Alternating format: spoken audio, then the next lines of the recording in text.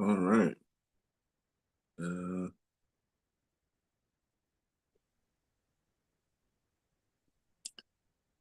let me. Oh, there we go. We got it. Good morning, you guys. Whoever is watching, thanks for being here.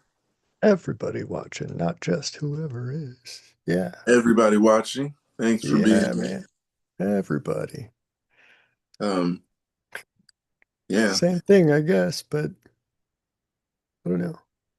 we got no Kevin today, so just be with us. We still got some of the best topics in the world. Well, I don't know about that. I haven't read these yet, but we're Yeah, gonna try to keep it a you gotta little speak it on. into existence.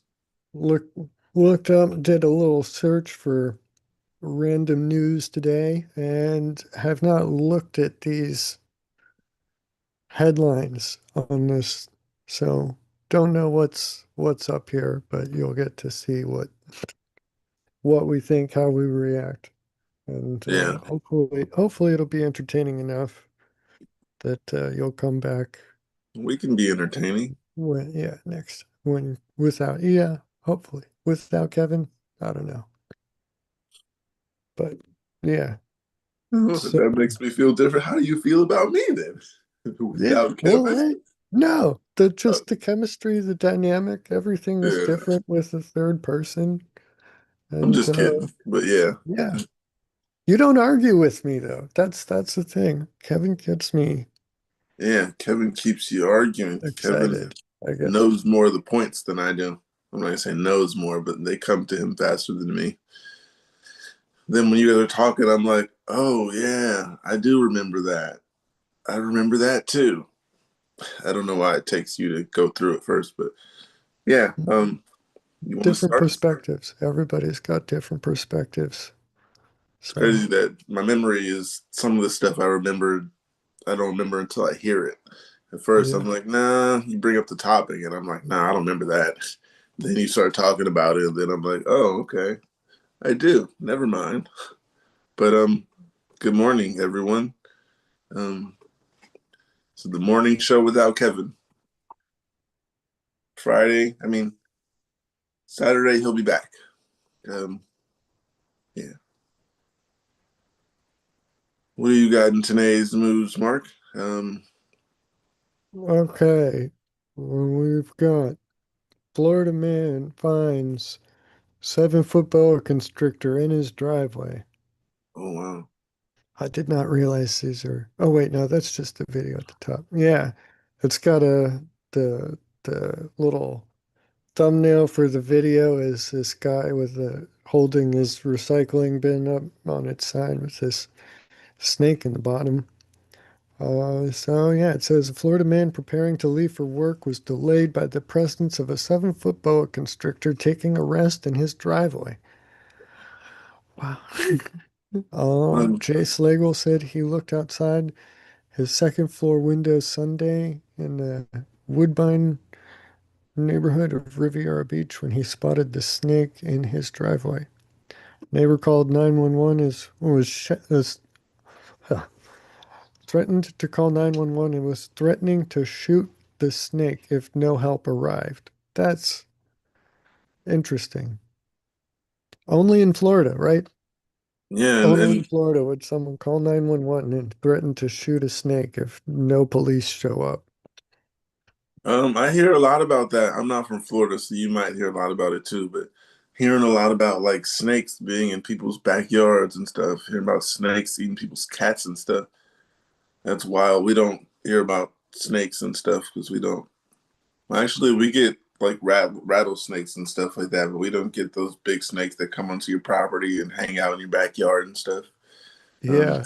Yeah, the big snakes are, it's an interesting problem. It's only started to occur in the past like 3 or 4 decades where people who owned exotic pets in Florida and for whatever reason weren't able to keep them just decided to set them free in the Everglades because they figured that's a good place for a snake. It's kind of like the jungles that they came from originally, right? It'll feel at home, which was so true that they have become an invasive species in the Everglades, and they're throwing the entire um, Everglades ecosystem off balance. They're an apex predator that can even eat alligators. There was a photo um, I remember seeing about 10 years ago where a like a 10-foot anaconda had eaten and swallowed a 7-foot alligator or something. And because of the size of the alligator, it split open and died from trying to swallow it.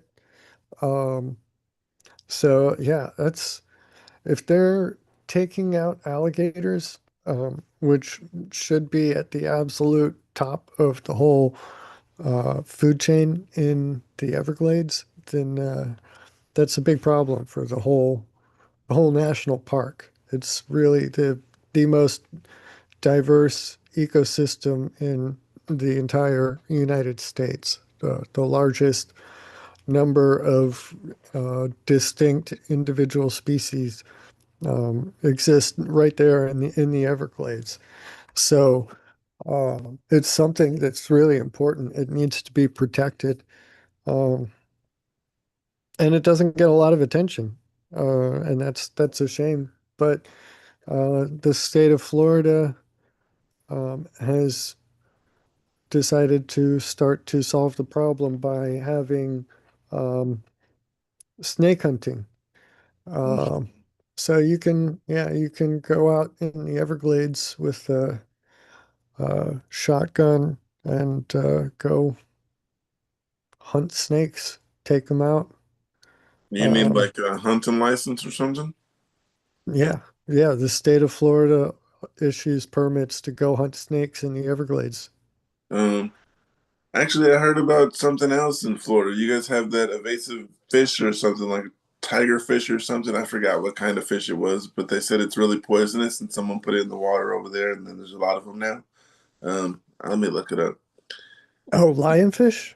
Yeah, Is there that we it? The go. one with all the spines and stuff? I don't know. Yeah. I haven't heard of that. I need to check that out. Um, I'm not much of an outdoorsman, so I haven't been too up to date on all of the happenings here. yeah, I seen it a few years ago. Yeah, just a few years ago on some documentary about that fish in particular. Oh, Um, wow. then again, my memory is all over the place, so you never know. But and they have those there's some animals I forgot what it's called. Looks like a big rat. Um, it's in the swamps and stuff. I forgot what place this is. Nutria? There we go. Those ones, they have videos of those online where people are hunting with their children and letting their children hunt down the nutria. Uh, that sounds like it'll be fun though, but Yeah, yeah. it's hard to I mean, practice. a lot of people who are not from Second Amendment friendly states kind of cringe at the idea of teaching children to use firearms like that. But it's the safest way um, to um, be a responsible firearm owner is to, teach your child this is a gun and this is what it's used for. You know, hunting, this is how you use it. This is, dangerous. Respect it. Do not shoot anything that you don't know what is behind it. Um, do not put your finger on the trigger until you are absolutely certain that you want to uh, discharge the firearm. And um, it can instill a level of respect for the firearm that is not necessarily uh, the same as that of a violent criminal, you know, um, when they've, I seen a uh, video of a little girl on YouTube. Um, Little girl, maybe maybe less than 3 feet tall. She had her ears on, and then she had the two guns, and she was just shooting like rapid fire. And yeah, they taught her how to shoot two at one time. So I yeah, need to learn how to shoot. yeah, little 22 No, these shoots were tiny not little, 22s. no, She had big guns, little girl, maybe 6 years old at the most, and just shooting. wow, Yeah, they were wow. like in the woods or something. Uh, I mean, it's a good place to learn. Nothing around, nothing to hurt, go press mostly that nothing to hurt. like button, you guys. Press that thumbs up. Um, yeah, so back to invasive species. It looks like, yeah, you were right. Starting around 1985, lionfish have been a major invasive species in the coral reefs of Florida. All Uh, right, my memory is something I remembered, and I was right. I thought I was yeah, tripping. I was like, yeah, okay, yeah, oh yeah.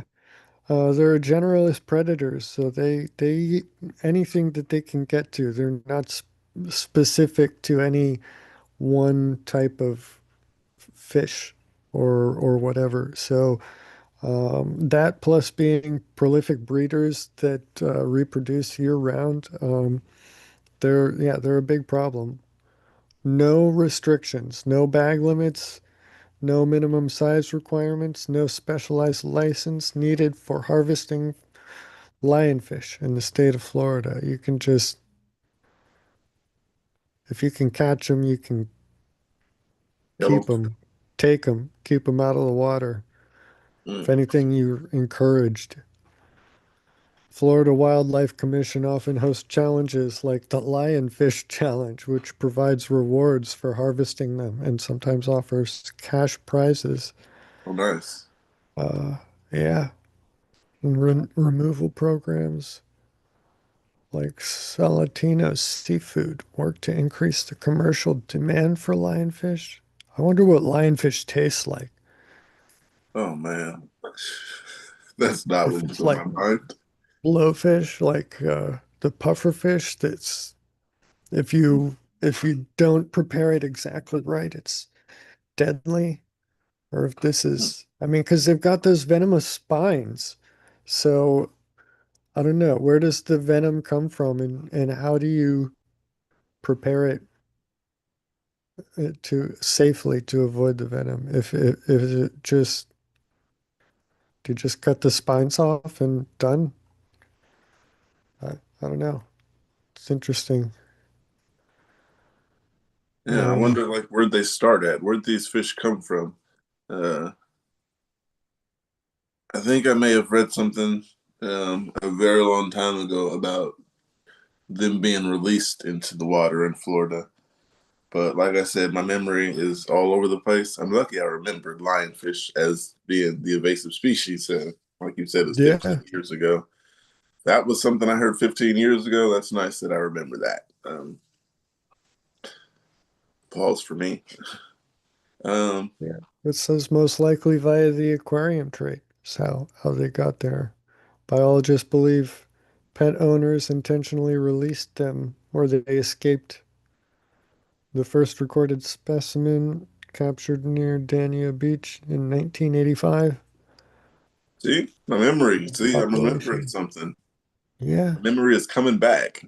hell yeah. Wow. Nice. It's now just keep that memory. Hold on to it, right? It's That'll be the it's trick. it's weird because my memories they come and go. They come as they want to come, and they go as when I need them. They're not here, but yeah, Right, naturally. But yeah. hey, I got to work on that. Like when oh, I hear interesting. certain words, like when you said the animals were evasive, the snakes, and then that's when I was like, oh, the snakes, and then you're talking about Florida. Then all the pieces just came back to me at once. Um, Yeah, that's cool. right. Yeah, it says the initial sightings were confirmed in 1985 in Florida, but there's also the Hurricane Andrew theory. It says often cited the 1992 destruction of an aquarium in Biscayne Bay during Hurricane Andrew is considered a potential, although not primary contributor, since fish were present 7 years earlier. So it wasn't the initial point, but a big aquarium in Biscayne Bay in Florida. So for those who aren't familiar, Biscayne Bay down in Miami is like that's where all the rich people are, or were at the time down there. I don't know. It might be different now. There might be more rich people, bigger area. But I remember that was one thing. Big mansions and stuff over around Like the Biscayne Hollywood Bay. Hills of Florida. Yeah, of Miami, kind of. Yeah. So, yeah, hurricane plowing through that. If someone there was interested in fish, they would probably have a really big aquarium. So I would imagine that would release a lot of stuff. I've also heard that Hurricane Andrew was a theorized uh release point for a lot of the invasive snakes too. Any reptile owners in the Miami area during that time would have had a high probability that their terrariums were destroyed by the hurricane, and thus their snakes released right into the Everglades right next door Is and it? weren't able to be captured during the process of rebuilding, you know, other priorities at the time, right? Yeah. Is it true that like snakes and animals they get bigger in the wild than they will in captivity? Like a snake in a what is it called? A fish tank might not grow as big as a snake in a lake, or you know what I I mean? don't know about that. I don't know. I don't think so. Okay. I would imagine if anything, it might be the inverse that or what, that they stay small in the tank, like they grow to fit the tank sort of thing with fish, maybe. I feel like I've heard that before, but I don't know. It also seems plausible that domesticated or domestically kept animals would probably be provided a diet that gives them absolutely everything that they need, whereas wild predators would be more likely to have some kind of degree of malnourishment as they were growing up. So they could grow smaller there. It might also be something to do with their habitat, their natural habitat, how close they can get to simulating that. I don't know. There's a lot of factors there. Yeah, Um, I was supposed to go visit a family member, and he was like, "We're gonna go over here, and we're gonna go visit Florida." And then 2 days before that, he was like, my friend's animal got ate by a snake, and I'm afraid of snakes, so we're not gonna go." It's like, well, all right, well, would have been nice. um, mm, that's when I looked up how bad snakes are, because I didn't know that snakes were all over Florida. Yeah. yeah, but I mean, gators are all over Florida too, and that doesn't mean that you're likely to see one unless you go really looking for them. Well, But when you got someone afraid of snakes, I don't know if he looked it up or heard about it, but oh yeah, he heard about it. He said that his friend's animal got ate by a snake. So that's why he was like, yeah, we're not going to go.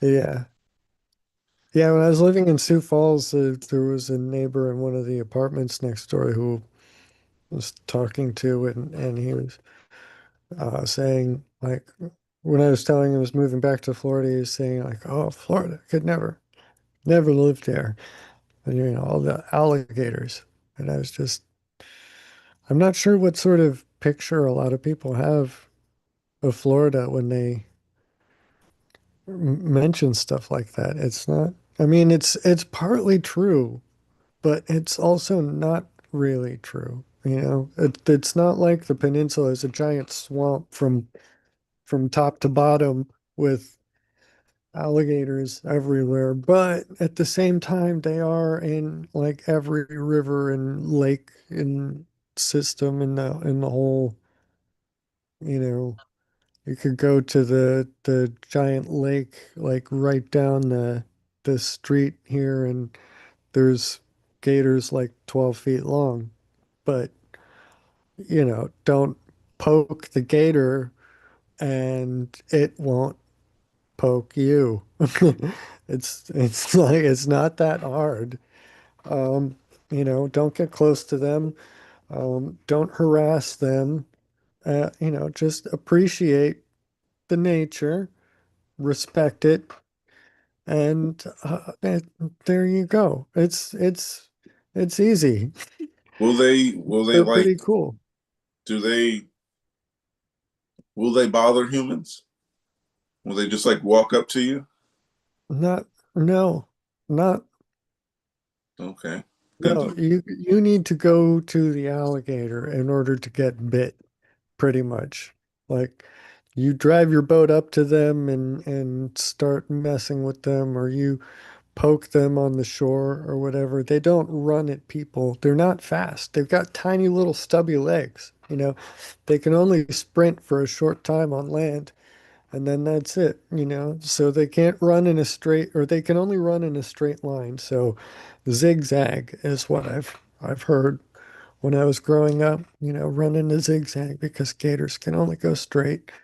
Um, and that's, I don't know. I don't know how true that is also. I don't, it kind of makes sense. It seems like a big reptile with a Mm. stiff vertebrae on its back and stubby little legs. Probably wouldn't be able to How do big do much. they As get? to the, I don't know. I don't know if what the upper limit is. I think they can get up to Well, 14 feet. that's about But the length of a car, right? yeah, yeah. I mean, they're not the size of the whole car. They're just stubby little short things. But I guess I most can of the I can meat is lose in it. the tail. They're really, really best adapted for swimming and as an ambush predator. They're not big on on the chase. So you're pretty safe as long as you check the shoreline and don't I boat right next to them. I seen another documentary. No, it wasn't a documentary. Actually, it was. It was talking about the snakes in Florida, and one lady was talking about how she found her snake outside, and then she grew it inside and like turned it into a pet, basically. And she was telling the people that when she got the snake and it started getting bigger and bigger, eventually it was like 8 or 9 feet. And she said the snake would start sleeping with her and start like wrapping around her in her sleep. And then on video, Uh, she seen that the snake was like trying to wrap her up and prepare her as food. yeah, And that's what they were yeah, saying in the documentary. He was planning on eating you. And yeah. It was oh not man. a cozy snuggle he was giving her. Yeah, it That's was actually on YouTube, just a bunch of documentaries I watch on YouTube. But yeah, the snake was preparing to eat her, is what she was telling on the documentary. She said she'd seen it on video that it was just had her wrapped up like this and she was asleep. It was like under her arms, and just days and days she would notice now the snake is sleeping with me. Now he's hungry for something bigger. That's what it was. that's funny. Mm. I mean, I guess it's 8 feet. Depending on how big she was, it could be target size. They're not too smart, so they see something and they're not very good at estimating size. Mm, Like that anaconda that ate the alligator and then exploded from the inside. Like, sometimes they eat things that are too big. They swallow them whole and it breaks down inside of them over the course of a few days. So they, yeah, they just eat whatever they can kill, swallow whatever they can get their mouth around. mm. Um, That was not funny. Um, yeah, sorry. Mm, mm, mm, mm. Uh, yeah. Anything else on those animals? um, where did it go? Um, yeah, okay. So a state licensed trapper was summoned to the scene of that guy who found the 7 foot snake. So yeah, it's interesting, but it's not that weird to me. Well, you're in Florida Florida with man. the snakes, so Yeah, Florida man says 7 foot snake in the driveway. No big like deal. that's nothing. No big deal. Come on. Summon the trapper yourself. Really, it's not that. As long as you avoid it getting around your neck, it's not that dangerous. What about what? Boas are constrictor predators, so they strike at something and hold whatever they can get their mouth around and then wrap and squeeze. And what they do every time their prey exhales a little bit more, they tighten up so it can't inhale again Oh and just wow. suffocate it by squeezing on their lungs and their rib cage. So yeah, once they wrap around you, that's what they're trying to do. Mm. Um, so yeah, I like boa snakes. constrictors sell for 100 up to more than 1,000, depending on the size and the coloration and pattern, the specific species and whatnot. So, I had um, a little boa when I was maybe 17, somewhere around there. Um, and yeah, it broke out of its cage one time, and I woke up and it was under the pillow next to me. I lift the pillow, just I don't know why, no reason in particular, and there the snake was, and I yelled out for my mom, and we got it out of the bed, put it back in the thing, and we noticed that the lid had never even closed, so that's why it was just able to come out when it wanted to and found a place next to me. is it Uh, looking for warmth or something, or was it Say that planning again. on eating you? Was it looking for warmth or something, or was it maybe That's what planning on eating you?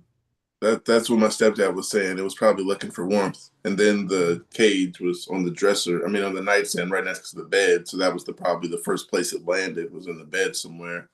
And yeah, woke up with it, scared me, called mom. Yeah, they came and got it. They were like, if you're not gonna take care of this snake, we can sell it.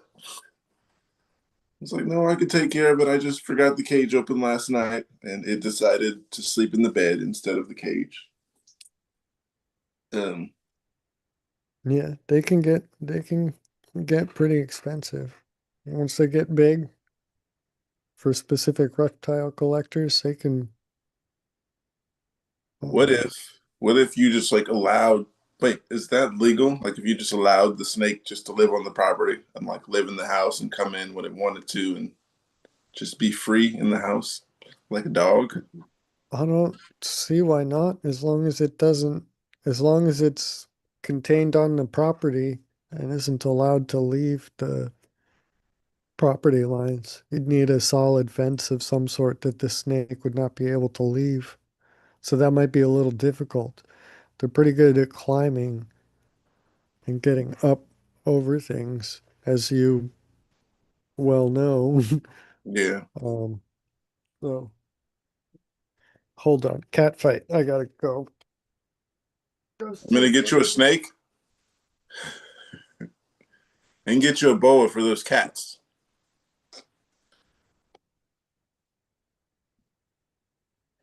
Uh, Shout out to Nature's Made, you guys. Anybody who knows me, they know I started taking B12 by Nature's Made. Oh, they're not gonna let me show it. There we go. Let me turn off this filter. Yeah. Shout out to Nature Made. They the lamotrigine made me B12 deficient, so taking the B12 by Nature's Made took away the focal. Have no more focals. Haven't had focals since around last April to May, and been doing pretty good like that. So, um, shout out to Nature's Made again. Welcome back, Mark. Yes. Sorry about that. Yeah, I Some took the Nature's Made and have no more focals. The fatigue is gone. Yeah, like the 2 naps a day I used to need, I might need 1 nap a month. But I go decent days, decent amount through the day without needing to lay down and watch TV. I can just sit up and chill. So shout out to B12 by Nature's Made. It won't let me show it. There we go. I guess I'd have to get closer. But yeah, shout out to Nature's Made again. It's been a lifesaver, seriously. Like I said, start taking it the day I had a focal, and then I was like, someone said that B12 works. Got it that day, didn't have a focal the day after, and coming up on a year in 2 months. I didn't count that till today. That's nice. Yeah, I take the B12 once a day. Someone in the comments asked me, "Am I taking it once a day?" Oh no, I said once a day just because I read it. No, um, I take two a day. I take it at pill time. I take one at breakfast and one at dinner with the pills. And yeah, I got the extra strength, 3,000 micrograms. Supports brain cell function, helps reduce fatigue in those with low in B12. Unless you're like a big fish eater, then you might not, you might need some B12. But then again, if you're a lamotrigine and having vocals, you definitely need some B12. Um, Yeah, they don't pay me. I'm gonna stop talking about B12. No, I'm kidding. Mark, maybe you got something? down the road, maybe they'll somebody from Nature's Made will see these and they might send you free stuff. Right. Who Shout out knows? to Nature's Oh, Made. fingers crossed. Send us free stuff, Nature's Made. Big fingers crossed. Shout out to Nature's Made. And I actually have the multivitamin too. Hey, for And I like him. the gummies because they're gummy and you don't have to swallow a pill. They're actually pretty good. I mean, you don't want to eat them as fruit snacks, but yeah, they're good. They are fruit snack worthy. What would happen if you ate too much B12? I don't think that really anything much would happen. It's water soluble, so it would just kind of make your pay or make your pee really color like yellow, deep dark yellow. Um, I don't know. Kind of a waste of money, Would you just be able peeing to it out. overdose on B12? I don't think so. I mean, you can overdose, but it's just completely non-event. Um, in the sense that overdosing is just consuming more than a dose needs to be or should be, I guess. There's Um, a something here. It says 5 warning signs that you took too much B12. Dizziness, headaches, skin rash, mood swings, and more. Wow. Sounds like epilepsy medication. But I don't think any of that comes immediately. I think you need to be taking it for a few days. But for the skin rash, I don't know. Mm. I might be wrong. I need to double check that. Yeah, I get a lot of these, even though I'm promoting theirs and they're not giving it to me. Um, I do suggest it for the epileptics. And on what's it called? I think it's Instacart. Might be Uber Eats. It might be Instacart, but check it out. If you go to Nature Made for the B12 and you find Safeway, Safeway has them and they give them to you buy one get one free. They don't do it at the store, but on the app they do buy one get one free, and that's the only place I get them. Unless you can find somewhere better, and if you can, someone please let me know in the comments somewhere where you can buy two get two free or something. Um, Back to Mark. Yeah, vitamin B12 overdose. There's even an official big technical name for it, hypercobalaminemia. Hypercobalaminemia. Hypercobalaminemia. Hypercobalamin. Anemia. I don't know. Okay. It's rare due to its water-soluble nature, but excessive intake, especially via injections. Why can't I talk? Can cause symptoms. Key indicators include acne or facial redness, anxiety, headaches, heart palpitations, nausea, vomiting, dizziness, and rare severe allergic reactions like swelling or rash. So, yeah, skin changes are the most common. Acne-like eruptions, itching or redness on the face. Hmm. But yeah, it sounds like it's really hard. You need to be really determined to overdose on B12. And I will um, not. I need this B12 to last me.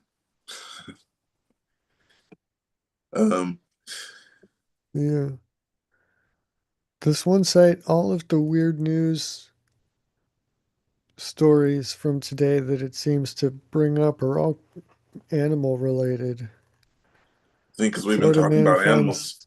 finds 7-foot boa constrictor in his driveway. Loose horse wrangled in New Mexico highway. Cat missing for 2 weeks, found trapped inside wall. Zoo seeks public help to name baby spider monkey. Mm. Years old lottery numbers finally earned North. Oh, that's not. Yeah, years old lottery numbers finally earned North Carolina woman $100,000 prize. Yeah, okay. What Large do you? venomous snake found on motorcycle in garage. Oh wow. An Australian snake catcher captured video when he arrived at a resident's home to find a large, highly venomous snake on a motorcycle. Yeah, people are just finding animals and I don't know. People are just abandoning their pets. Yeah. Oh, here's police encountered determined beaver caught on camera. That's determined beaver is what they literally called it. I want to see that now. That sounds actually weird. Tell me Caught about on it. camera. They've got the video too. Police in Washington were called out on a report of a determined beaver attempting to cross a busy road with zero regard for public safety.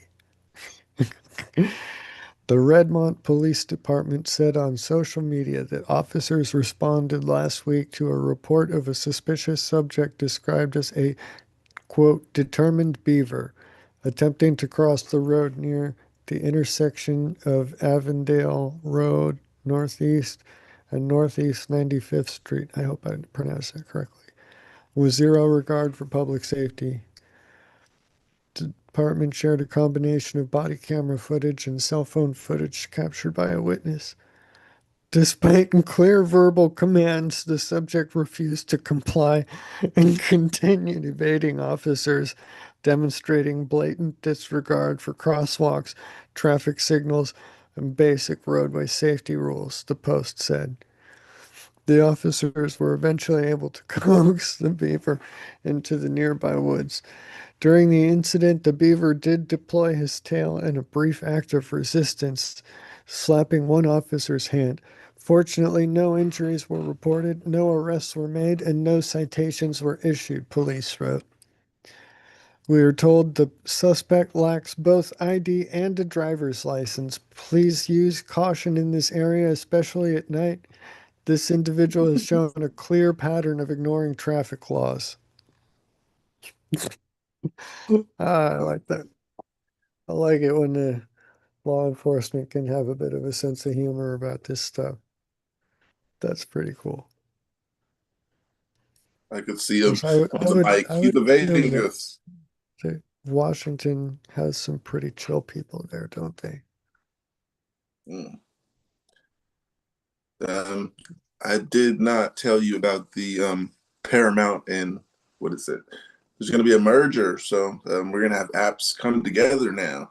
The HBO Max and Paramount Plus. I have Paramount Plus, but I was thinking it's nice because I wanted HBO, but now I can get both at the same time.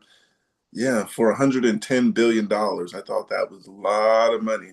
Um, That's yeah, 110. The way you said that at first made me think that you were saying that the subscription for the new app would cost $120 billion. That's no, they made, would yeah, it never made hear me of think me for a again. second. Yeah, we'll lose a lot of customers that way. Um, that's interesting.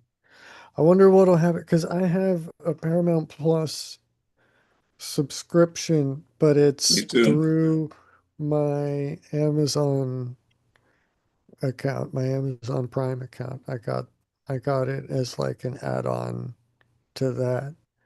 So if Oh, nice. I that's have both. No I add-on. wonder, yeah, I wonder if it will include the HBO in that by virtue of simply being the same company, or if it will, by virtue of technicality, be seen as a separate subscription since it's through a third-party service. I could see Let both of them being, I don't know. me read this little piece. It says, as part of the $110 billion Paramount Warner Brothers Discovery merger, the combined company will marry HBO Max and Paramount Plus streaming platforms into a 200 million subscriber powerhouse. Paramount CEO David Ellison promised to preserve HBO as independent while consolidating technology platforms and identifying $6 billion in potential cost cuts across the company. The two platforms will create a formidable challenger to Netflix, which boasts 325 million subscribers as the end of 2025. Um, yeah, uh, that'll be nice to get both because I've had Paramount for a while. HBO, I don't know what it has, but I like when they have bundles. I like getting the bundles, especially when you get a phone service and it comes with like Netflix for life or something. I like those ones. um, Yeah, but the cable service in this area through Spectrum comes with Paramount also, I think. wow. Now that I think about Uh, that. I wonder if I did that'll not have cable. suddenly include HBO too. That would be weird because that's kind of always been a separate premium service there. So I don't know. um, yeah, I was just saying I like bundles. That'll be nice. Let me see what is on HBO. Oh, they have a few things on HBO. Let's not dig into that though. Uh, yeah, and you watch a lot of stream services because I do not have cable. I watch mainly streaming services and doing pretty Yeah. well. Yeah, we have a cable subscription in this house. I do not avail myself of any of it, except what I happen to accidentally absorb while walking through a room. Um, yeah, that's um, I don't know. The Amazon and with the Paramount now, and then Hulu and Netflix, basically. But I've been mostly on Paramount Plus recently, kind of binging. I usually go one at a time and kind of cycle through them, binge all the new stuff in one, while the others kind of work up a catalog of stuff that I can go to and see all in a bunch at one time. Um, let me see. Viral I don't know phenomenon if in you. Argentina has young people identifying themselves as animals. Wow. Oh my gosh. Um, what There's a guy animal? here with a tail Oh my. like sewed onto the ass of his pants, wearing a mask with like a fox's nose and ears. Yeah. On a recent Sunday, a Buenos Aires plaza transformed into a makeshift wilderness for a group of teenagers, some dressed as cats and foxes, perched in the branches of trees, keeping their distance from curious onlookers. It was the latest gathering of Therians, individuals who say they identify mentally, spiritually, or psychologically with non-human animals. Okay. Um, Mm. yeah, Sophia, wearing a beagle-like mask, ran across the grass on all fours. Nearby, a 15-year-old leapt through the air, clearing an obstacle course while imitating the precise movements of a Belgian breed dog. Others dressed as cats and foxes perched in the branches of trees, keeping their distance from curious onlookers. Oh my gosh. And there's photos of them, just teenagers wearing masks climbing trees. I couldn't. Uh, these individuals say they identify mentally, spiritually, or psychologically with non-human animals as a trend which has taken over Argentine social media over the past few months, gaining tractions on platforms like TikTok, where the hashtag Therian has surpassed 2 million posts, with Argentina leading all other Latin America countries in engagement. The surge has drawn the attention of influencers and media outlets alike, sparking reactions that range from laughter and bewilderment to outright anger. And as the movement gains traction, psychologists are stepping in to analyze the phenomenon and its place in public discourse. Oh man, there's these two women walking on this path and getting major side eye from a few people sitting on a park bench. Mm. Aguara, who claims to identify as a Belgian Malinois, Malinois, Malinois, I don't know, We got a counts her comment age as here the that equivalent of 2 years and 2 months in dog years. She says she's a lot like any other teenager. I wake up like a normal person and live my life like a normal person. I simply have moments when I like being a dog. Oh, as the mm, leader of what she calls her pack, the name she identifies, oh, Aguara, the name she identifies with boasts more than 125,000 followers on TikTok and coordinates regular meetups. Okay, so it sounds like they just like, sounds like they get together as friends and dress up as animals and and run yeah, around in just pretend to costumes. be animals. Yeah, it doesn't sound like any major psychological. They're gonna Although make a regular park look like a dog park. they're Bunch trying, of people it on all sounds, fours walking around.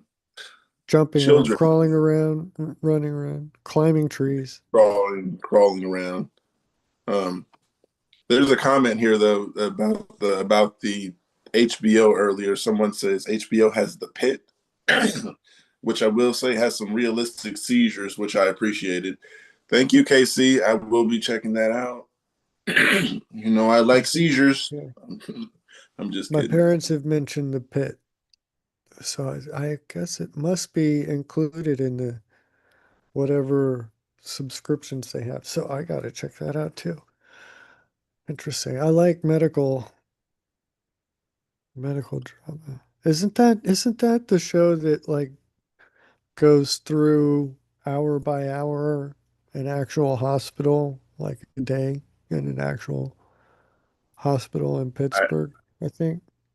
Or I actually have no idea what it is. The Pit. We're gonna watch it today. That we are.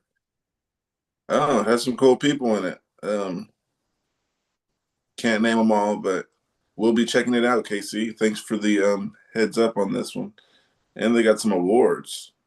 yeah, each The Pit season stars, follows they emergency celebrate. department as they attempt to overcome the hardships of a single 15-hour work shift.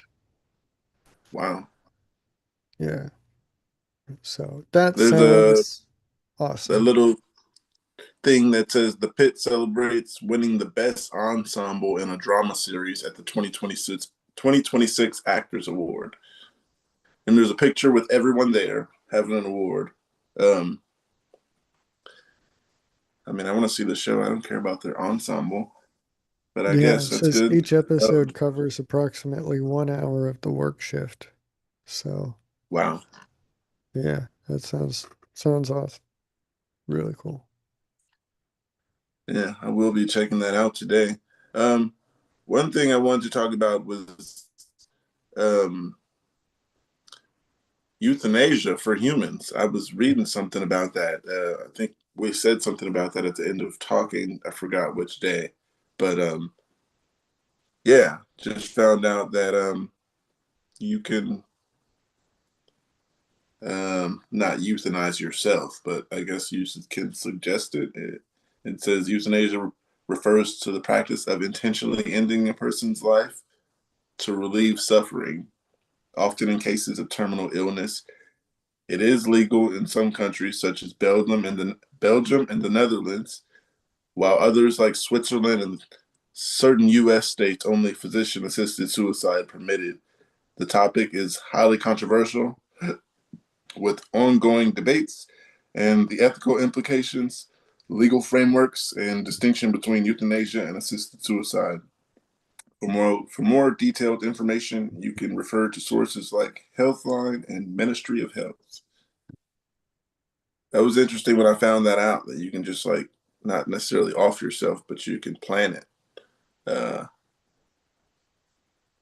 I think it said something about terminal illnesses, so maybe not just regular stuff, but maybe if you Yeah, have something that has a that's like hospital bed. that's like sparing yourself the final 6 months of excruciating pain associated with dying of a cancer diagnosis versus, you know,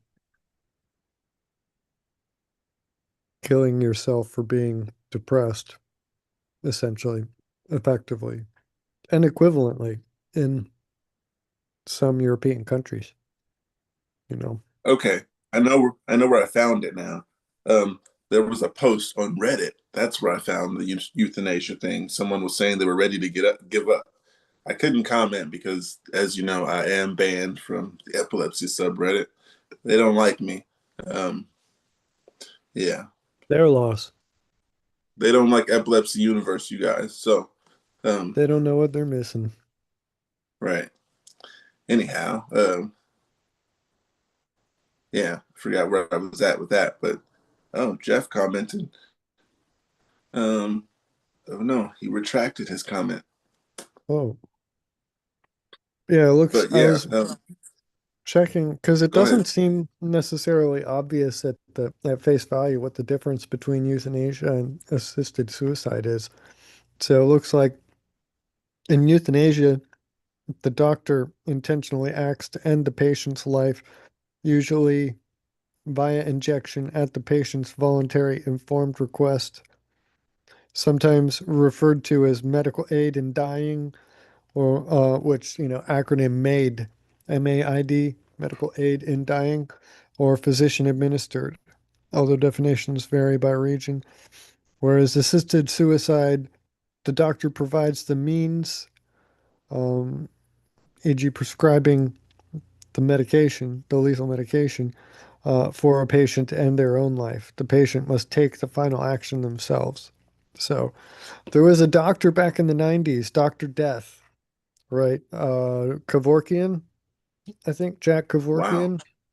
Um, and he was because there wasn't any law explicitly prohibiting it necessarily in a lot of areas. So, um, if it's not illegal, then it is legal in the United States. That's the assumption based on the Constitution. Until there's a law prohibiting it, it is uh, allowed, or, uh, was Yeah. the train of thought there. So, um,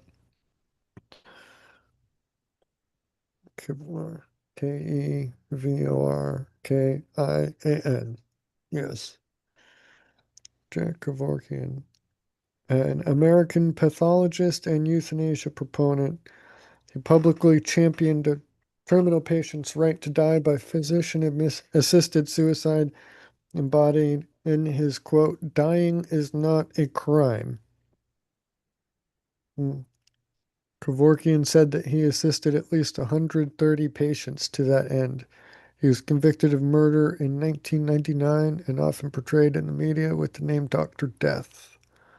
He was tried 4 times for assisting suicides between 1994 and 1997, being acquitted in the first three, the fourth time ending in a mistrial. 1998, he was arrested and tried for murder after broadcasting the voluntary euthanasia of a man named Thomas Uke, who had Lou Gehrig's disease, or ALS. He was convicted of second-degree murder and served 8 years of a 10 to 25-year prison sentence. Released on parole on June 1st, 2007, on condition he would not offer advice about, participate in, or be present at the act of any type of euthanasia to any other person, nor that he promote or talk about the procedure of assisted suicide.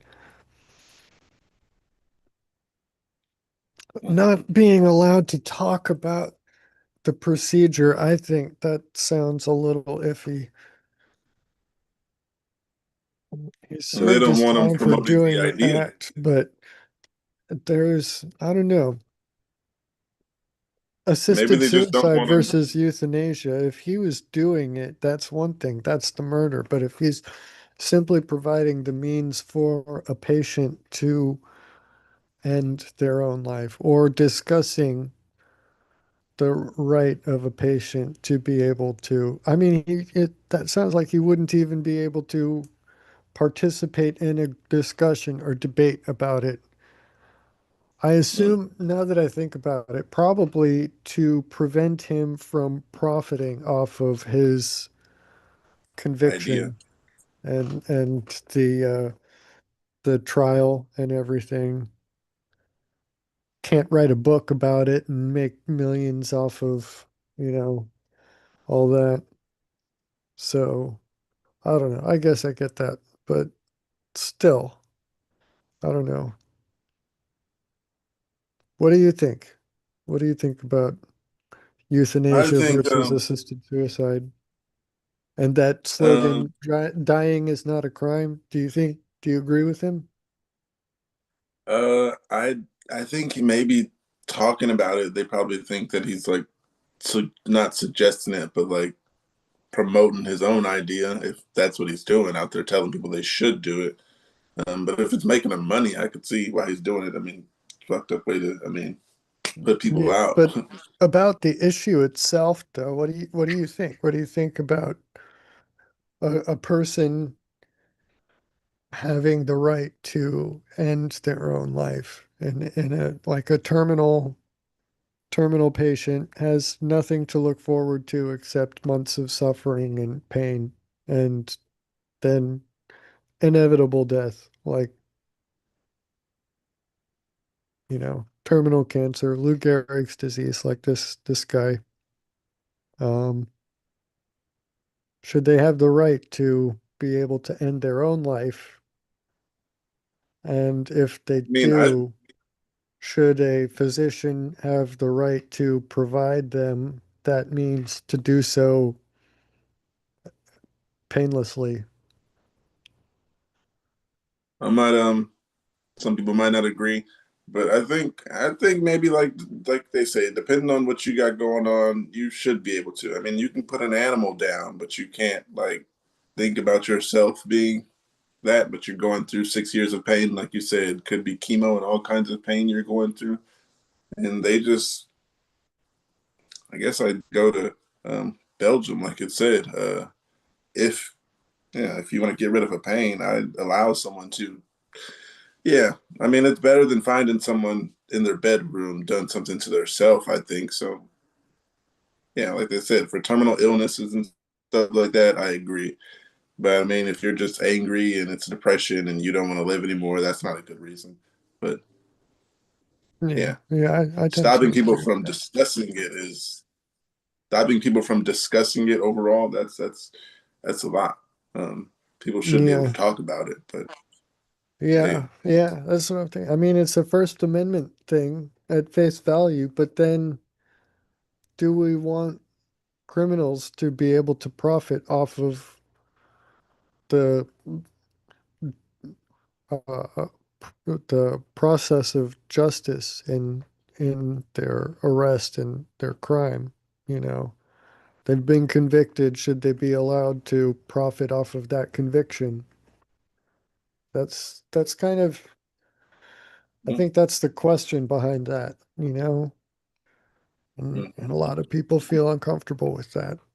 Should a murderer be able to go and serve their jail time and then, be let out on parole and immediately write a book about their murder and everything? Or a book on how to commit murder, the process of committing murder to others. That's kind of maybe more akin to what they did with Kevorkian there.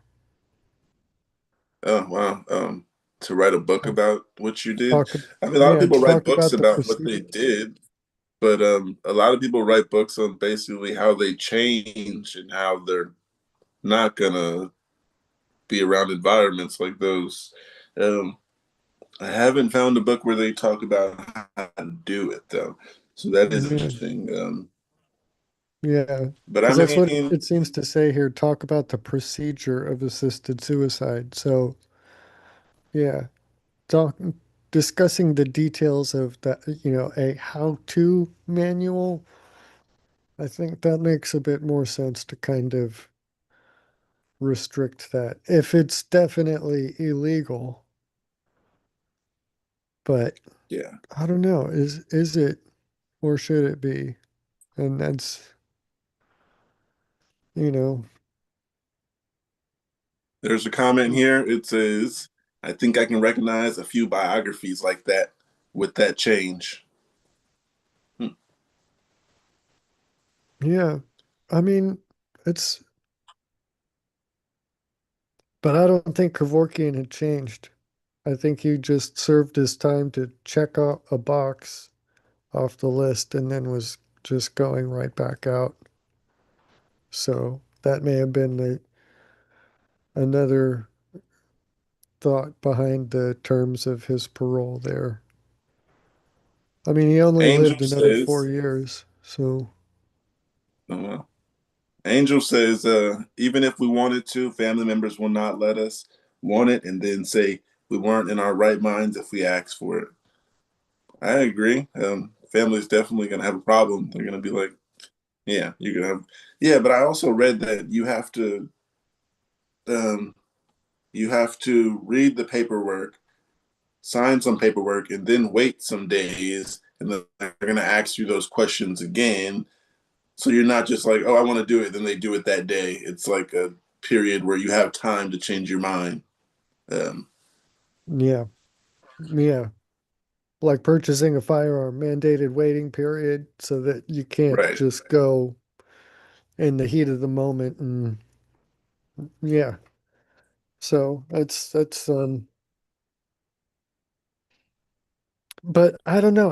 I still don't know if I agree with Belgium's inclusion of like psychiatric reasons, like long, intractable depression. I don't know if that's necessarily because they would still check the box both times if it's just been unchanging, but that doesn't mean that it can't change in the near future, which is different from, other terminal diseases. Um, psychiatric reasons are a big, I don't know.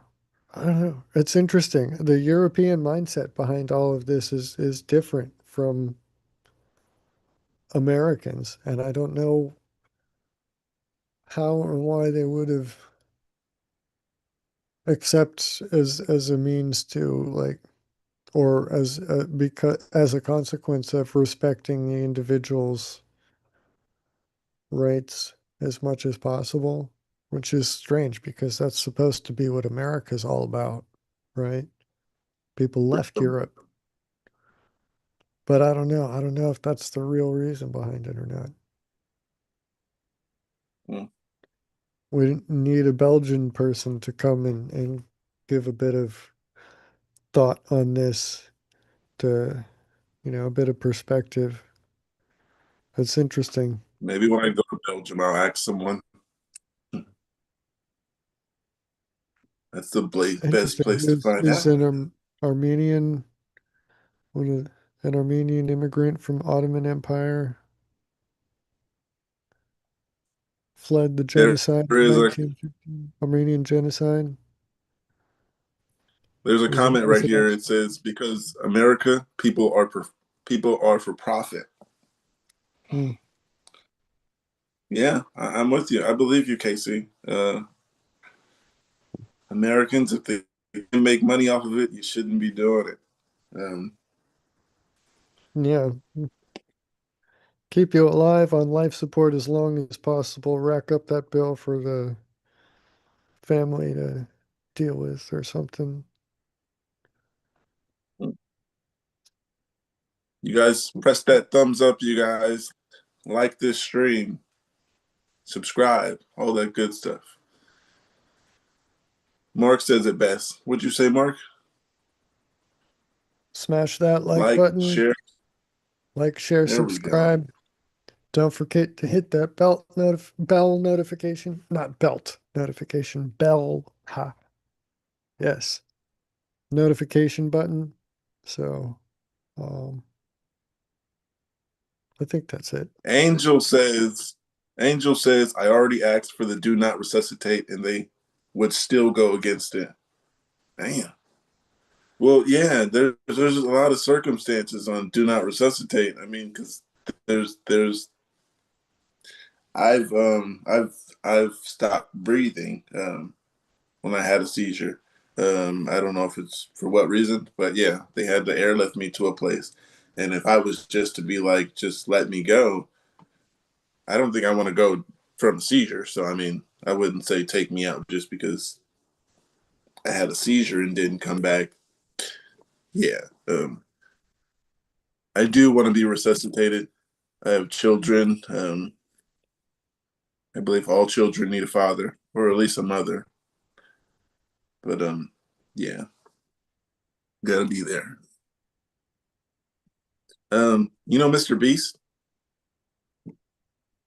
Um, No, maybe. Unfortunately, yeah, only in Unfortunately. passing, but I know I'm familiar with the name, and Yeah. that's enough So to irritate me. I'm gonna bring up a little more about him.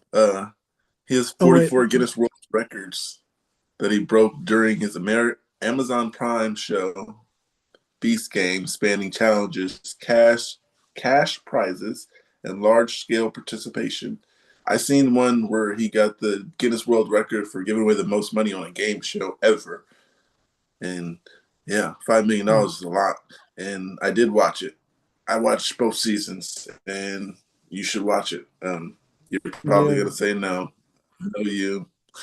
Um, Uh, did you know that the Guinness behind Guinness Book of World Records is the same Guinness as the brewing company beer. that makes that dark beer, Guinness? Yeah. Um, I did they not know started that. that world record, Book of World Records, as a means of, you know, keeping people in the pubs talking, about trivia and whatnot. Um, so books of world records were meant to be left around at various drinking establishments and discussed over beers and meant to keep people there drinking longer. Um, but the world Talking about the record record. holder has to not only demonstrate, but they basically just have to buy their place into the Book of World Records. Um, that's really the whole point. It's more like advertising than it is actually any sort of serious metric. Um, Beast Games and Mr. Beast holds more world records than anybody only because he bothered to go to the Guinness Company and pay them to put him in his book all of those times. I wonder how many of those categories were created just for him. Were I there got some right here. how many of those categories were records before he came to hold them? They were Or records that maybe I'd never even heard of. I'll read these ones. It maybe says I'm just largest physical uncharitable. cash. Say that again.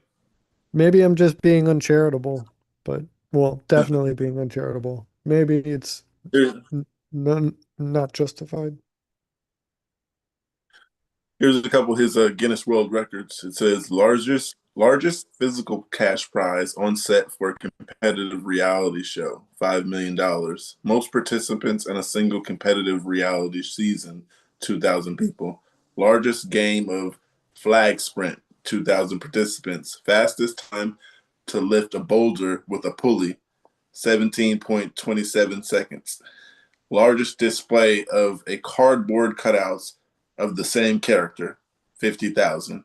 Most participants eliminated in one episode of a competitive reality show, 1,000 people. Most expensive season of a competitive reality TV show, $100 million. Largest prize fund awarded for a competitive reality show, $10 million. Other records include unique challenges like the largest game of mystery briefcase opening, largest area of scaffolding used for a set, and most foam cubes used on a set, highlighting the scale and creativity of his production. It's a lot of money. Um, Hmm. yeah. I also looked at a documentary of him talking, and his net worth is $1 billion, and he says he's not a billionaire. So there's that. But he Yeah, has all well, those beast snacks. it depends. When they say net worth, that's different from actual value or actual cash money. Like the brand Yeah, Mr. Beast is included in that, and his, the value of his YouTube subscription numbers and all of this stuff. So when they say net worth, that doesn't mean actual spending power. He doesn't have $1 billion in the yeah. bank. I He's I just, know that yeah, much. yeah. So that I'm just explaining. That's why a lot of these, are kind of a little bit deceptive. But some of these also, like, I'm just looking at largest physical cash prize on set. That physical seems like a technicality there to make it, you know, there might be other cash prizes larger, but this was the biggest physical cash prize on set there at the time, Yeah. or the most They prize show it. money turned down on a competitive reality TV show. I wonder if they told the guy to turn it down beforehand in order to get the world record. I don't trust No, these fans, to be honest, about it's some of like this stuff. when I watch the show, it's like you can turn down $1 million and hopefully you can get that $5 million, or you can Right. turn down five million But dollars and maybe you'll get the 10. So it's like hoping. okay. It's either like you can get nothing, you can be like, So I'll then take this and they hopefully. arranged it so that they were only ever inevitably going to get these records. It was built to get the records for the cash prizes. The rules were built around doing it, right? It was inevitable. I don't It think was an so. inevitability that somebody would eventually turn down 1 million with the hope of getting 5 million. It was inevitable that I don't eventually think somebody so. would It turn down was the 5 million in order to get the 10 million. If that was the way these prizes were tiered, and you could go from one to there. the other, or because Um, otherwise everybody's just going and getting $1 million prize and running off with it, you know? No, but That's not there's the fun. option. There's people. He's like, would you take this $100,000? Then like 2 episodes later, he's like, will you take $500,000? And then she's like, no. And then later on, he's like, will you take $1 million? And he's like, because there's a coin you can save until the end of the game, but if you get put out of the game, then you take the coin with you. So he's like, Right. So last season. would you take this amount of money, and there's a binary there, yes or no, right? So a 50-50 shot essentially, and then eventually, you get to the next one, next tier. So they built these tiers specifically to get to Guinness record levels that they could then buy from the Guinness record company a place in the book and sound impressive. Wow. Just Someone says, sounds like he made a record to then claim endless records. sounds like it. Yeah. Jim says that. Yeah, I Jim, you're wonder if he's thinking going like to Mark. buy the world record for holding the most world records at any given time. But as soon as he buys that Mm, one, he holds one more than he did. So he can buy again from himself and just right. perpetually buy the most world records held. Every time he buys one more, he has one more, and he can one more than he did when he had the record for holding the most records. I don't know. It's it's funny. You got a record for Some of more these, records? yeah, right. Why not? Just go over to Guinness and say, "Hey, I'll buy a place in the record book for holding the most world records now." Right? Now that he's gotten up to a threshold, something like that. Why couldn't Did that you be a see that guy? record? Did you see the guy who did the tallest drop in with a skateboard? No. Oh, you missing a I'm lot of looking stuff. at some. I I mean, I look at a have, lot of internet. I think it was like a Red Bull contest. He did like the longest drop in. Uh, yeah, probably a Red Bull thing. That sounds, you yeah. know,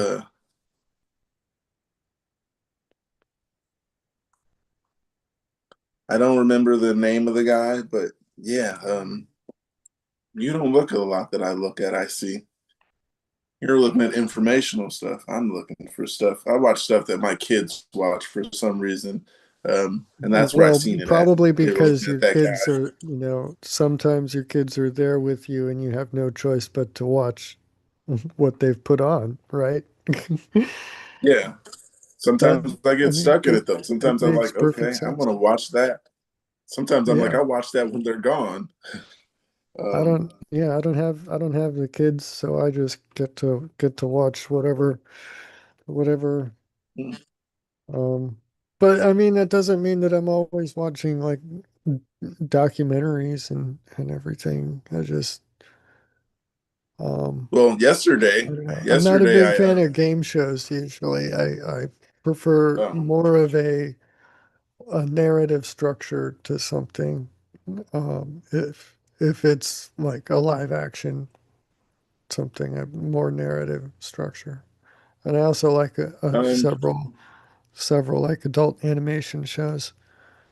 You know, you gotta love South Park. yesterday Anybody our generation, I think, has to love South Park pretty much. it was If cool. it's Yesterday almost there was universal. what was I gonna say? Yeah, I forgot what it was. Oh no, yesterday, my kids weren't even here, but my kids were here, but my mom was humming this tune and I couldn't figure out what it was. And then eventually I was like, I think this is the tune from one of the Disney movies. And I put together, lowered it down to two. I thought it was Aladdin or Moana, and I watched both. And it was actually on Moana. Luckily, I watched that one first. Um, yeah, Disney movies with a lot of musicals. Love Disney movies, and yeah, I end up watching it without them. They end up wandering out of the room and do other devices and things, and I end up watching Moana yesterday, and Aladdin, and they were good. Um, yeah, it was Moana the second time and Aladdin for the first time. Uh, for the first time watching it all the way through. Um, yeah, every time I watch something, it feels like the first time, just because I can't remember everything. Favorite genre of TV shows or movies? Um, Science fiction, like hard hard sci-fi stuff. I liked um oh, I'm blanking on the name now. Oh, why am I not? Well, it's because I'm trying to remember that I can't. All right. Um, it was on Sci-Fi Channel. It was rescued by Amazon after Sci-Fi canceled it.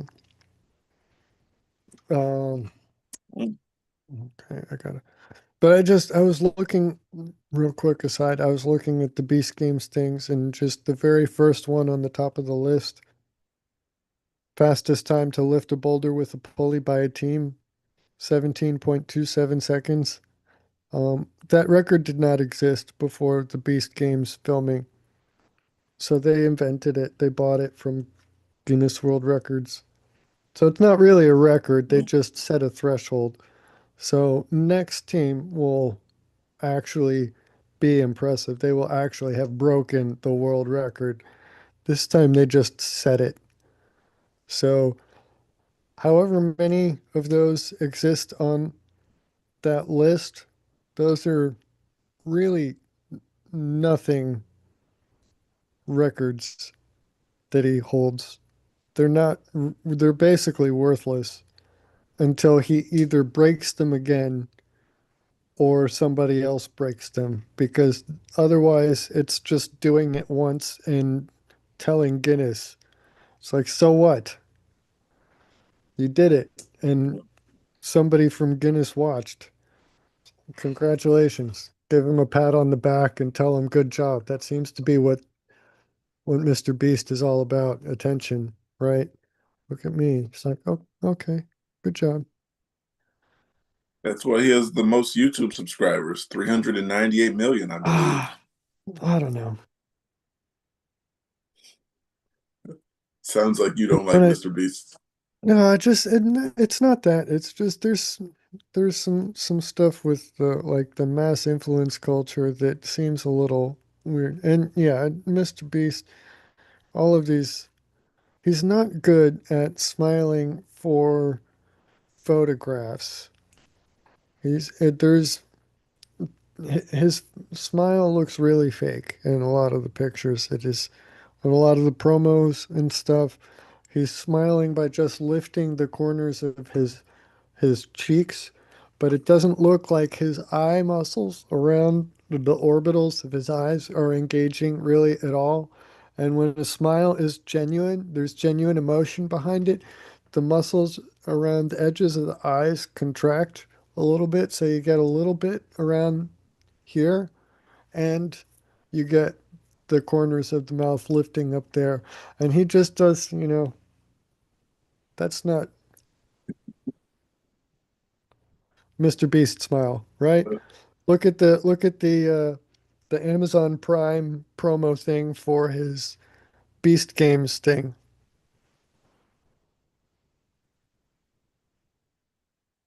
Hmm, It's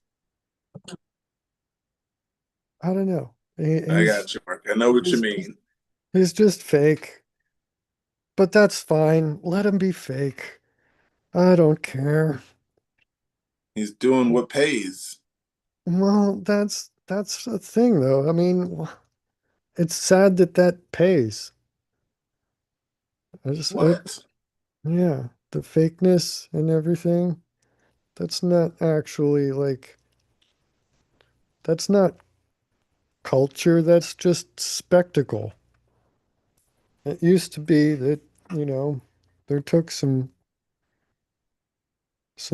talent to produce something that, would take the world by storm and last. And now you just gotta do big explosions and have a big number of people pulling a pulley fast, a Someone, big pulley, something. I don't know. It's but Jim from the comments says his face reminded me about school pictures. yeah, yeah. Back in childhood, look at the camera, Smile, smile. say cheese. That one kid that doesn't want to say cheese, so they're just like, Yeah, okay, yeah. I'm glad show I'm my not the only teeth a one bit. who noticed that. That's really yeah. Or noticed the smile. Yeah, I I can see the make the picture now. connection with the school pictures. I like that. I like that connection. But I'm glad I'm not the only one who noticed his smile being kind of a little weird. It's like, yeah, I don't. Eh, I'm gonna go spend Sounds my like I'm time not gonna somewhere get else. you. I mean, oh, Sounds okay. like I'm not gonna If get it's you to gonna watch be Mr. Beast. homework for the podcast, okay, if you're gonna pull that card, I'll go watch it and give you my thoughts. But don't expect them to be too different than what you're hearing right now, because um, yeah, those that sort of YouTube channels and stuff, they're already available to me, and that's not where I'm spending my time. So yeah. But if Um, you want to make it an issue, I will go watch it for you. you- sure. Okay, Check you're it gonna out, and we do can that. talk about it on Saturday. Um, Oh my gosh. you're gonna hate it. Saturday, too? So I gotta watch it today, like this afternoon. You're telling me how I have to spend the Oh rest of my no, day. Because we can talk about it Monday. we got the podcast tomorrow, and I got that concert in the evening, and then boom, that's like first thing when I wake up on Saturday Okay, almost. So we'll talk about this um, again on Monday. So Monday we catch you can there. talk about Beast Games with Kevin. Yeah, we got to tell Kevin also. We got to get his thoughts. I bet he'll have opinions also.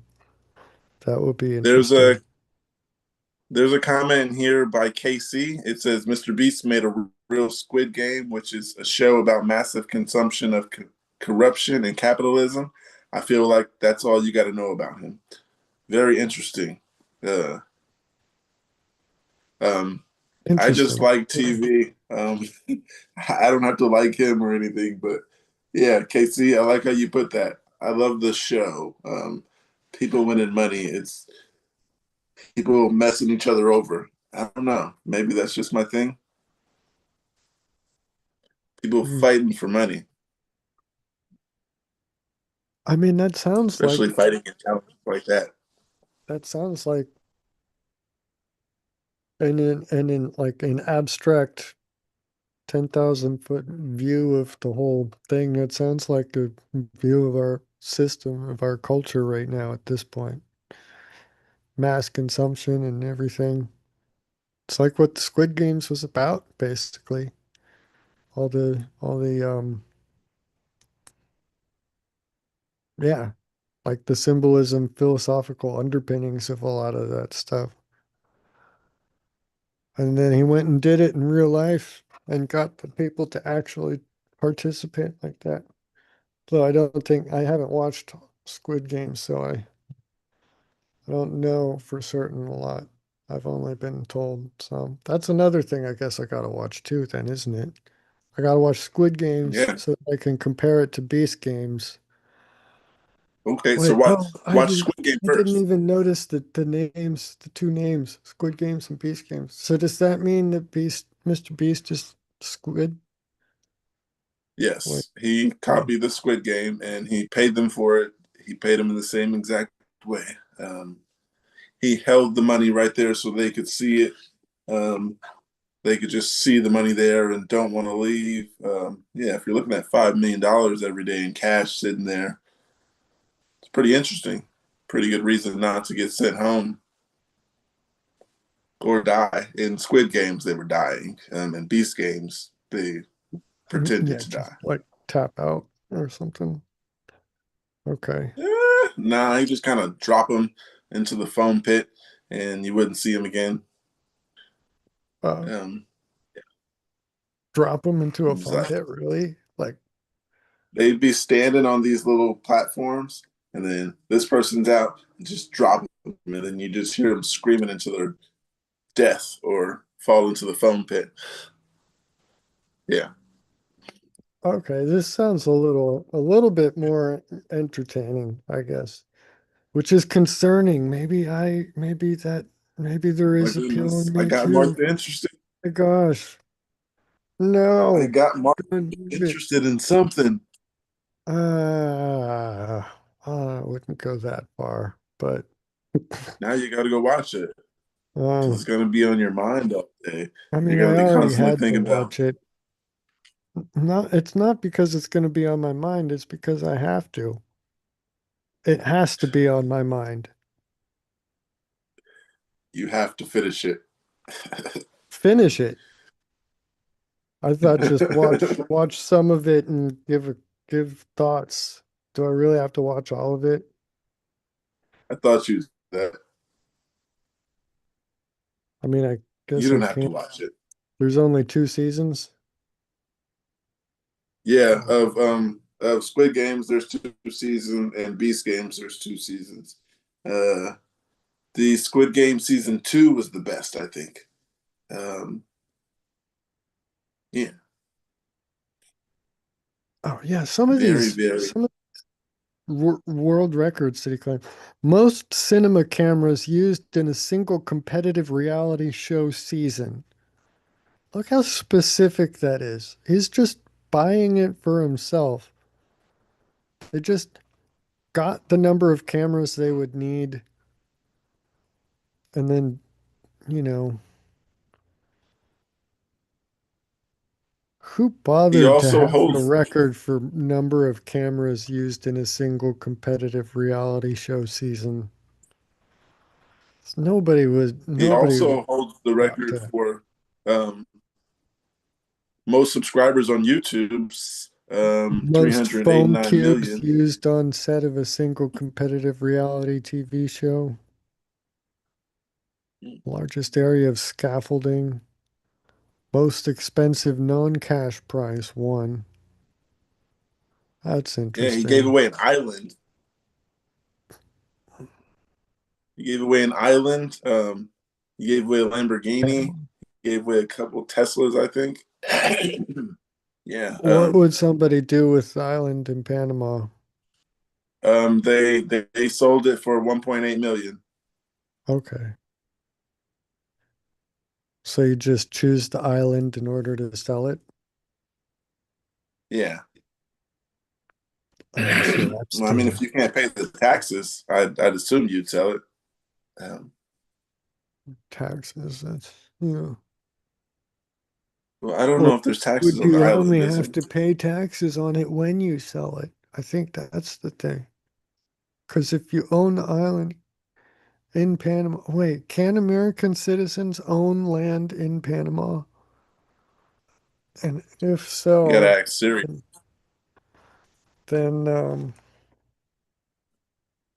I don't know. How would the American government tax ownership of foreign land? It's not American, right? It's not in American borders.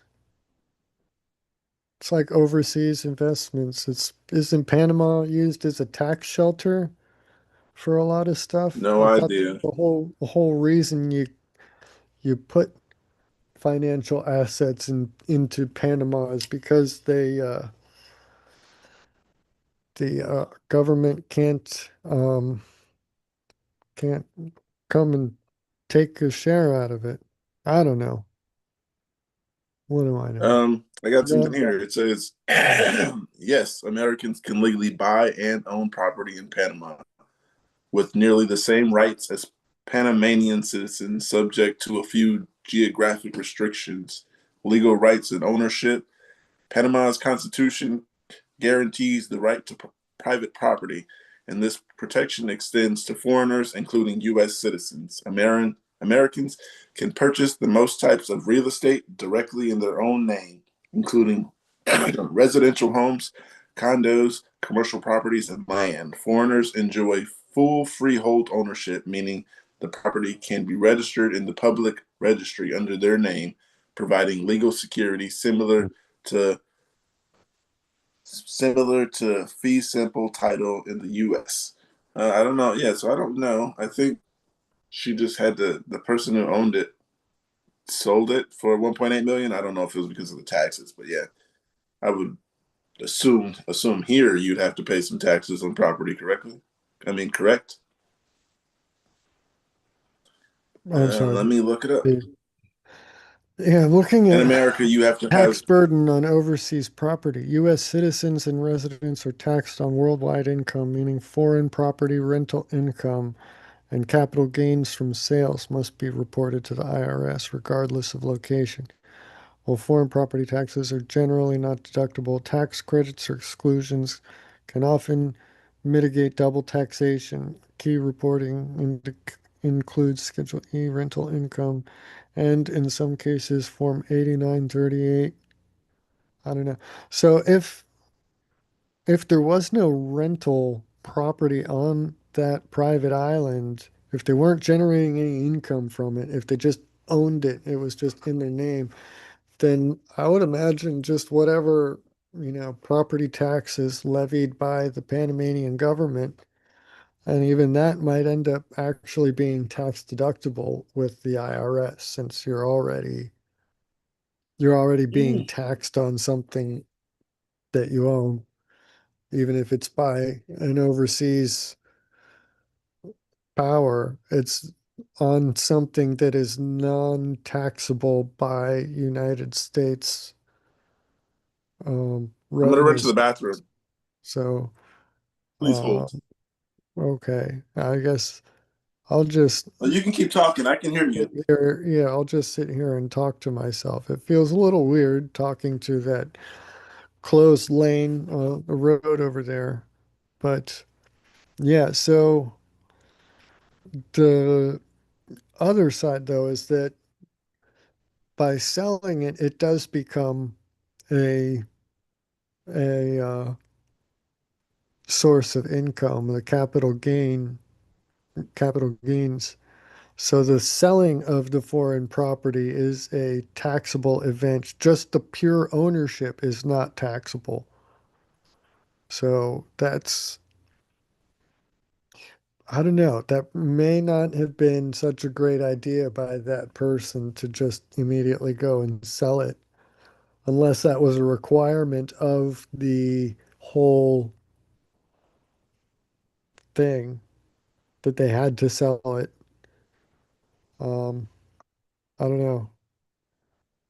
And then, yeah, primary residence exclusion. You may be able to exclude up to $250,000 or 500,000 for married couples of gain on the sale of primary residence abroad.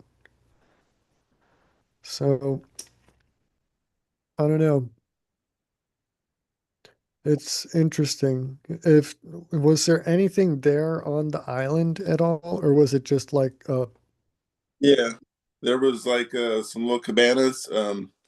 I think T-Mobile gave a lot of the people cell phone service for life. I think that was one thing. Um, yeah, there was a few things, but yeah, she had the island, and it had like these little, uh, I guess, places to sleep. I didn't see any like houses. They were like it just looked like a vacation spot. Um, Somewhere there were some challenges that they did on that island, so there's other property on there to do other stuff. But and then the guy from Survivor, the guy who owned Survivor, well, not owned, I should have said hosted. The guy who hosted Survivor for all those years, he came for one of the Survivor challenges, and yeah, yeah, you got to check it out, Mark. I'm yeah, taking well, you out of now your I job. have to. Yeah.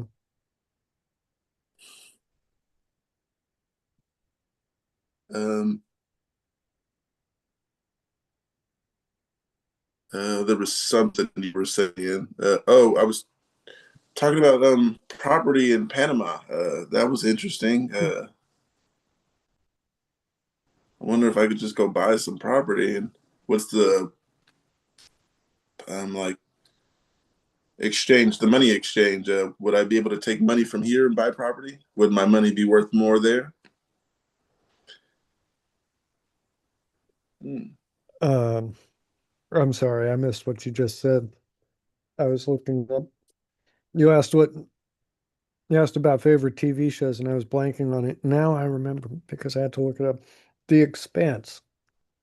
It's on it's on Amazon Prime. It was originally um on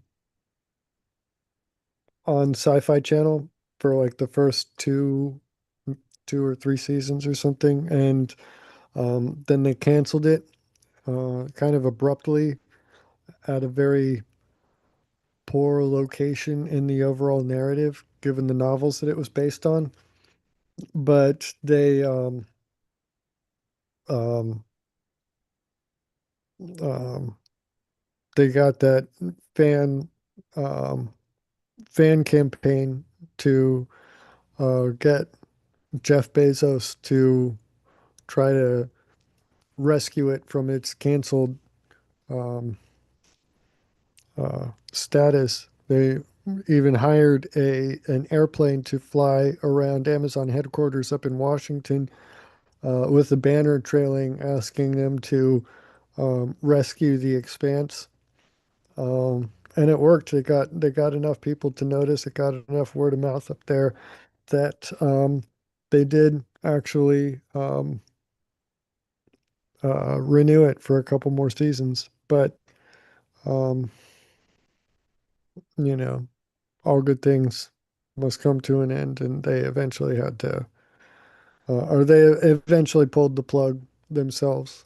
But it was originally a based on a like a tabletop RPG game that a couple of fans had put together, or not a couple of fans, a couple of friends had put together that was based on the idea of what would happen, um, you know, basing everything on the idea of what would happen most realistically, based on our current understanding of science and physics. How would this stuff work? How would we actually do space travel and um, uh, all of that if we were able to figure out. And the one thing that they fudged was the efficiency of the engines. Um, they kind of fudged their ability to accelerate, but they based it on, when you're in space and you're standing or you're um, moving without accelerating, you just basically free float inside of this little capsule bubble that you're moving along with. But if that capsule starts accelerating in one direction, then your feet will plant on the opposite end of that, and you'll get what experience what feels like gravity to you, as long as you accelerate at the rate of, well, whatever speed you're accelerating at will determine the amount or the relative g-force that you feel in terms of, compared to Earth gravity. So, if you accelerate at 1g, you experience inside of the ship the equivalent of Earth gravity. Um, but in order to achieve that rate of acceleration, you have to continue accelerating the entire time. So that's not possible with the efficiency of our current engines. You need a lot more fuel than they can carry in order to accelerate like that. So um, with that bit fudged, the rest of it was all kind of extended from our best guesses of what would work and how things would happen and move in space and what problems might be solved, how they would do it. Um, and yeah, and so it's an interesting universe that they created. Um, these friends had a group that played this game, and every time they encountered a problem or something, the DM or game master had to go and basically do some research and figure out what sort of science would actually, would be necessary in order to solve this. How would they address it in reality, and come back to them with, all of this stuff. So it's really very um, true to what like near term spacefaring society would look like compared to something like Star Trek or Star Wars, which are really more like fantasy. So, Um, Jim in the comments says, doesn't that mean we'd need to surpass the speed of light even? it's entirely set within the solar system, essentially. So everybody's traveling around between the planets within the solar system. So it's not an interstellar um, universe necessarily. At least initially, you know, there would be faster than light travel required, but there are theories about Einstein-Rosen bridges and folding of space, and that's a little bit um, a little bit more fudging, I guess, maybe. But um, you gotta have some tension for narrative. Um, yeah, I don't know. Um, It's if you haven't watched it, I think you should have to watch like some of The Expanse if I have to watch some Beast games. And Amazon Prime should have to pay us for all the free advertising they're getting on our channel oh here. man, only if, only Yeah. if. Oh well. Can can the average human just like go to space? Is there any program you can use? I asked Google. Um, yeah, you talk about space. Okay. Can I go to space as a civilian? Yes, civilians can go to space through various programs and opportunities. Here are some ways to experience space travel as a You can civilian. go to Amazon. Jeff Bezos will take you to space. Really? Give us money, Bezos, please. Yeah, yeah. Amazon, Jeff Bezos with his Blue Origin has been flying the New Shepard rockets, which don't go fully to orbit. They're just like a hop up far enough to break the threshold into space and see the curvature of the Earth and all that, and then they come back down and land safely. So that's the one that has those videos and images of celebrities recently going to space and floating around weightless and doing their Instagram feed whatever and Twitter shots and all that stuff. So um yeah, but it's expensive. That's what I was thinking. Like it's probably going to cost you a lot. There's a couple programs I'll read here.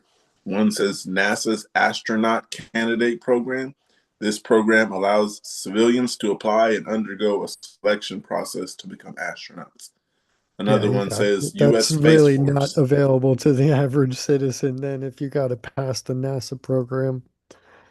Uh, that's Um, there's some more more here. like a, Here's one that says um, the U.S. Space Force. Civilians can serve in the Space Force, contributing to space operations and missions. Another one here says Virgin Galactic. This private space company offers civilian space travel experiences, including the opportunity to sign up for future flights. These programs provide civilians with the chance to experience space travel and contribute to space exploration and research. And the last way, well, not the last way to go, the last one listed here says Space for Humanity's Citizen Astronaut Program, CAP. This program offers civilians the chance to experience spaceflight and use their experience to help others. Hmm. I'm actually interested in going to space. Oh, but there is no programs where they go for free, is there? No, of no, course not. I'm looking here. It looks like you need around about $150,000 deposit. Wow. And then from there, there's a high degree of variability. Um, the What's the initial seats, the first ones that went up in 2021, sold for 28 million, but that's like oh wow. for the first ones. Um, some celebrities fly for free. Um, What? non-auction Why? seats generally, well, because publicity, right? Celebrity, Hmm. everybody knows celebrities get special treatment. That's why you want to become a celebrity, right? The whole part of it. Um, I'm gonna pass. I'd rather just be me. I'd I like rather, me. I like me too. I, uh, non-auction seats are generally expected to cost significantly less.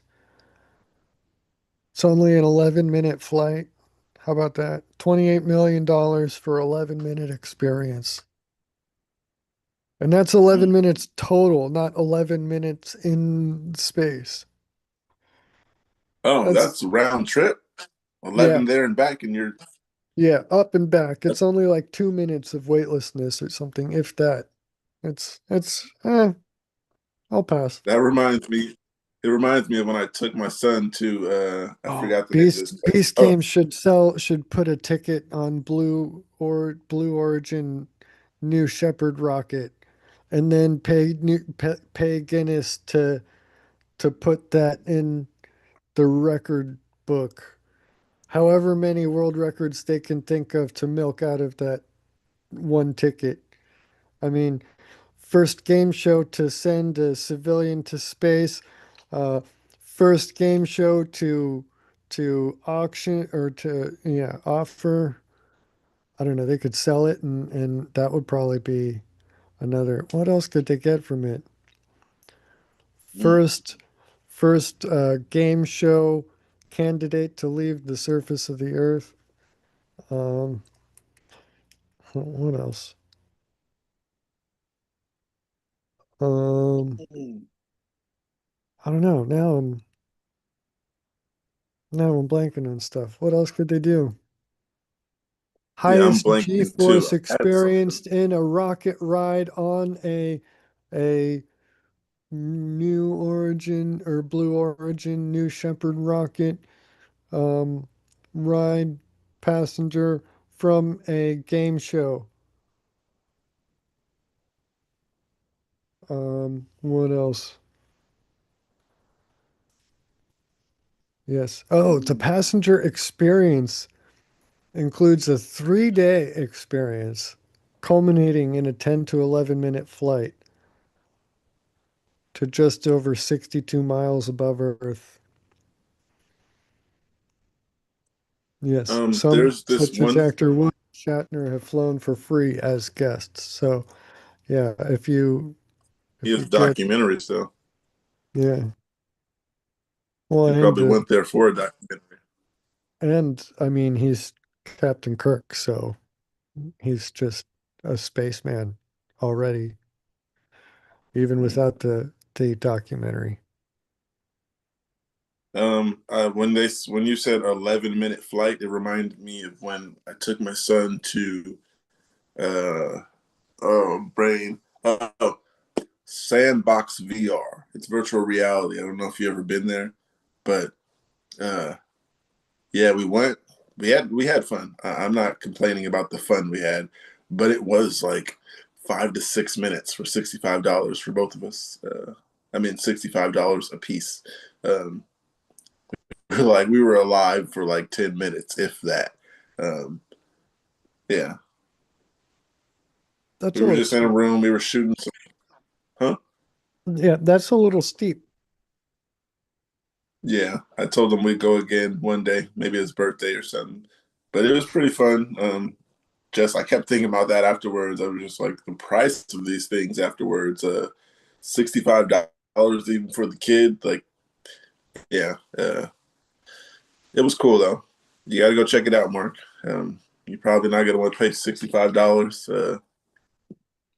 Yeah, you go in this little room, and there's someone outside the room. I'm assuming she's looking at us or watching it on screen. But when you put um, the virtual reality headset on, and then you have the gun, and then you'll see all kinds of stuff around you, and they tell you you don't walk too far because you'll step over that line and run into a wall. Um, yeah, you got to check that out. That would be something I'd take you to if I came to see you, Mark. Definitely go see if there's some virtual reality near you. Oh, there probably is. You Here can in watch. here in Florida, there's so many tourist traps everywhere. We got Disney right down the road here. So there's got to be somebody who's Tourist traps. yeah, tourist trap, just like little hokey thing on the side of the road trying to get what did trying to get tourists on their way to wherever they're going to pull over and stop and check it out, you know. So there's probably something. There's I wanted to Gatorland. get. Oh, you got to go to Gatorland if you ever come to Florida. Didn't we say something about gators? Oh, you said Yeah, that you run from them yeah, running zigzags. Okay, good yeah. to know. Running Um, zigzags. But Gatorland has so many gators there. It's crazy. what I was thinking was go get my scab covered. Well, not scab, my scar that I got from falling in the grease at work. Uh, Mhm. I was gonna put right here, just keep putting one foot in front of the other. Then I put dash Jeff. I don't know his exact last name, but I'm gonna put that right here. And then I'm gonna put the epilepsy ribbon on both sides. I was thinking of going to get that like next week. Um, yeah, the service is so bad. I'm looking at the video, I'm trying to show this place where I had the scar. No one's like seeing it, but yeah, I'm Yeah, gonna put a you're tattoo over floppy. soon, Man, like tomorrow. Gatorland has an albino gator and a zip line. Mm. Zip line over live gators. Oh, Uh, that's a tourist trap. And the cats. They've also yeah, got cats there. Florida Panthers, cats wild and gators at cats, the same place. and gators. Yeah. And snakes and birds. What else? What do they mean? Cats Oh, you like meet a tigers? capybara. They have a capybara, I guess. Yeah, Florida Panthers and wild cats. That's cool. Yeah, there's Florida Panthers and bobcats, Osceola, Abiaca, and Lomasi, if I'm speaking those right. But yeah, little bobcats, stubby little tails, gigantic ears, spotty. That's pretty cool. How many people have got attacked by animals there? I don't know. A lot, maybe, probably. A lot. It depends. There's a lot of stupid people here, and being stupid is a great way to get attacked by an animal. So, I don't know. Um, I wonder if, like, per capita, if the rates of animal attacks are higher in Florida or not. And then I wonder if that means that there's more people harassing animals, or if there's more animals around, or um, yeah, I don't know.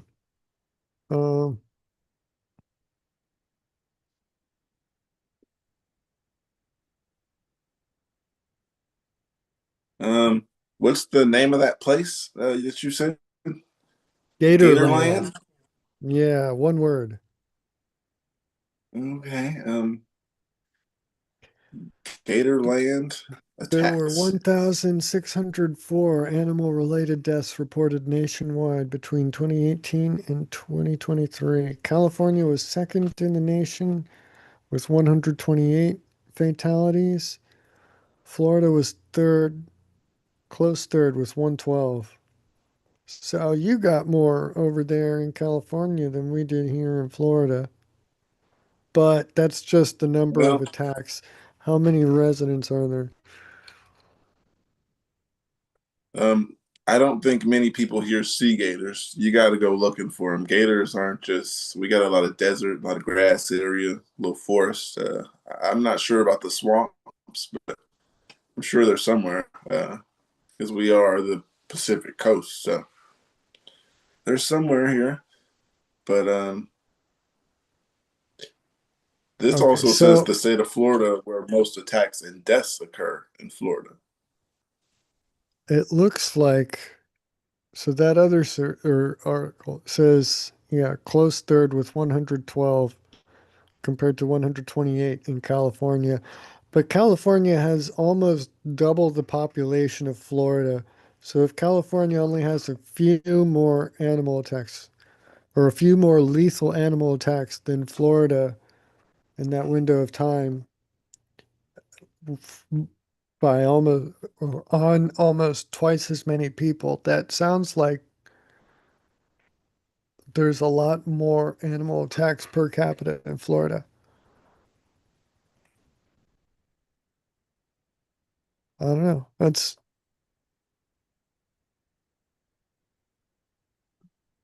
Yeah, they've all been on an Listen to upward this. trajectory. Mm. Listen to this. It says, girl, 10 years old, saved herself from being eaten by alligator using a trick she learned at a gator themed amusement park.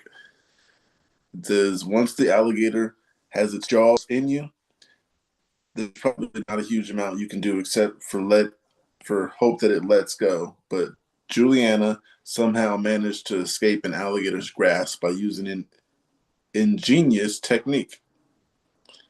The 10-year-old had been swimming in around 2 feet of water on April 20th, 2017, in Moss Park in Orlando when the alligator bit her and kept its jaws clamped around her leg. Alligators often attack their prey by grabbing a hold and dragging them down in the water. So If one does get a hold of you, then somehow persuading it to let go is crucial if you want to get away. Luckily for Juliana, she knew just the thing to help her when she was attacked. So, how did she manage to escape? Oh, this is going to be a whole article. She said, I tried hitting it on its forehead and it let me go. That didn't work, so I thought of a plan they taught at Gatorland. The guy wrestling the alligator with its mouth taped. And in this situation, it was the other way around. Juliana then explained the technique she learned. So I stuck my two fingers up its nose so it couldn't breathe. It had to be from its mouth, and it opened. So it let my leg out. Wow. Basically, we need to know how to put our fingers in its nose. Um, Stop its breathing. Of course, it'll let go if it can't breathe. Uh, Makes sense. Uh, I just don't plan on seeing one, so there's that. Jim in the comments says, I was thinking about the attacks per capita, two, or even attacks per square mile. Hmm. Yeah. Yeah. That's a good point. Per square mile. How much bigger is California than Florida, right? Hmm. Is there a lot more wilderness in California? Yeah, uh, yeah. I just don't know where, but that's just a me thing. Of course, there's people out there hunting those gators and looking and playing with them and getting eaten and stuff as we see. I mean, getting attacked, maybe not eaten. Um, California that would suck. covers approximately 163,695 square miles compared to Florida's 65,758. So that's almost 2.5 times larger over there. Oh, It shifted my weight and almost fallen out of my chair. Um, I need to get my gaming chair. I still haven't all the way moved, so I'm still in the moving process. Yeah, I miss my gaming chair. Um, yeah, what was it? I told you about the documentary about the AI, right? What do you think about that? it was a good trailer. It got me interested in watching it. I want to hear what they have to Yeah, say. I'm gonna go check it out. Yeah. The title, or what was it, that like techno optimist or something? It sounded like The AI doctor, or how I became the apocalyptimist. apocalypse. Yeah. So I are think is he optimistic about this or is it apocalyptic? I don't know. All of the AI expert people that he had on there talking sounded like they were entirely pessimistic, like wholly and completely. And yet it sounds like the filmmaker is optimistic. I mean, they've got optimist right there stuck onto the end of their he's movie title. So what? he said Sorry. that AI could be the end of us. Yeah. And why is that? Is that op? I don't know. I got to see what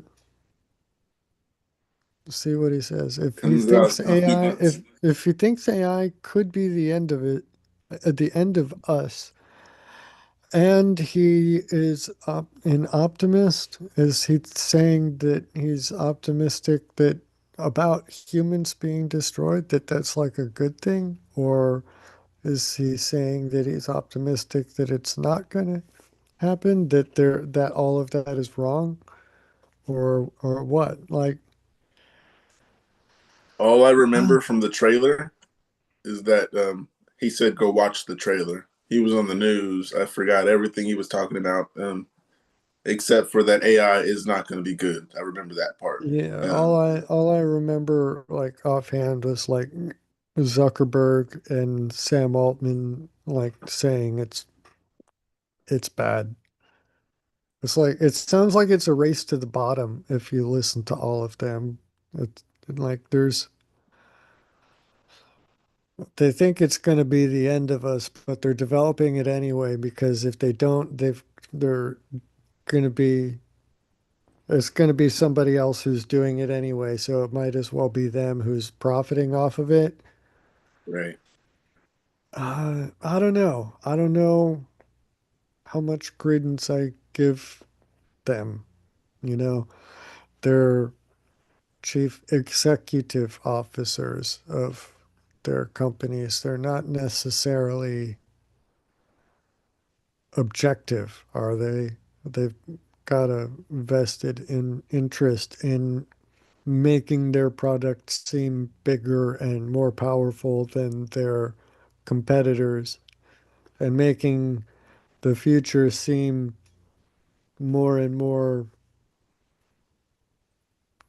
centralized under um, their control, maybe. I don't know. I don't necessarily trust the CEOs and what they say about their products, you know. Um, yeah. Um, watch out for I would watch out for or watch for articles, studies on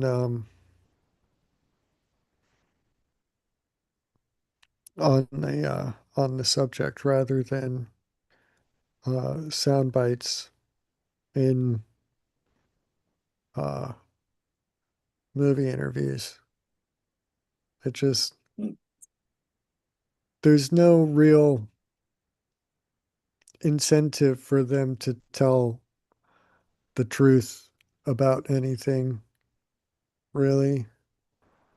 Um,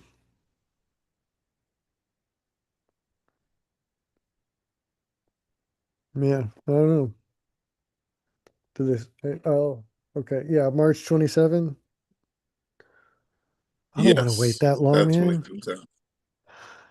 3 weeks, 3 weeks in a I day. was gonna say that got a few weeks. Yeah. Um, Well, at least the world's not going to be ending in those 3 weeks, right? They wouldn't release it then if it wasn't going to be seen by anybody at that point, right? right. We got at least 3 weeks and a day, maybe 3 weeks and 2 days. Um, I seen they had what was it? They have a Coca-Cola machine, I would believe. I forgot. I think they put it on a Walmart or something like that. If you hug it, it'll give you a soda. Um, yeah, that's interesting. Would you go hug a machine? I don't drink soda, but it was interesting because they showed one lady and she didn't hug it right, so she didn't get a soda. But they have a vending machine that'll give you the stuff for a hug. Or Check for that out, money, you guys. or instead of money exclusively. What is it, like a social experiment of some sort? It was actually oh, you gotta look at the story of Coca-Cola's hugging machine. Yeah, you hug it and it gives you a reward of Coca-Cola. It's a Coca-Cola machine, so I'm assuming it might give you other sodas too. But yeah, we're gonna have people going to go hug Coca-Cola machines, Mark. I think Singapore. I hugged Okay, one that for makes fun. sense. Okay, yeah. It seems like something that would come from an East Asian nation. That's yeah.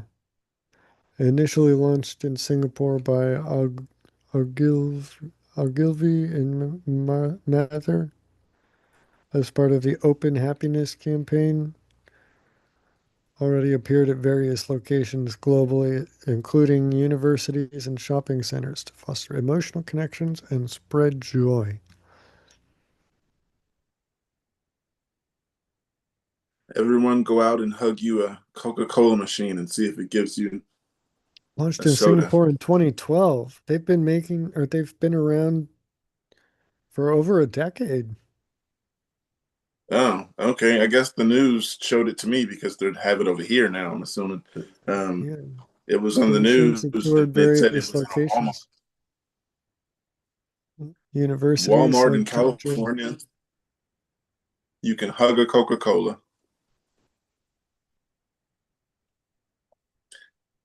I would assume you are not going to go find this machine.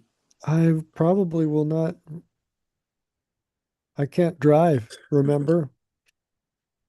Oh I yeah, have forgot about epilepsy. that. Reenactment. Forgot we had Epilepsy. epilepsy. Yeah, It man. almost it Yeah. almost got away from me. Um, Reports of multiple people hugging the machine at once. Ah, that's fun. I wonder, does it give you multiple sodas then? Oh, and I gotta see So if there are anybody out any. there watching this, if you're watching this and you do find a Coca-Cola machine to hug, send me a message because I want to know where it is. I don't drink soda, but I was gonna say hugging machines sounds fun, but that Yes. doesn't sound fun. Alternatively, let us know if you've just hugged a random machine that turned out not to be a hugging one. Right. We know exactly where it's at. Um, Yeah, there is no specific permanent near me location. I tried looking. Their whole thing is supposed to be a temporary in nature that just pop up in certain places. So, it says temporary and then it's 10 years old. Well, if it said it well, came out in 2012, that would be yeah, they've been doing it for 10 years, but they only place them temporarily in a location and then move on to a different one.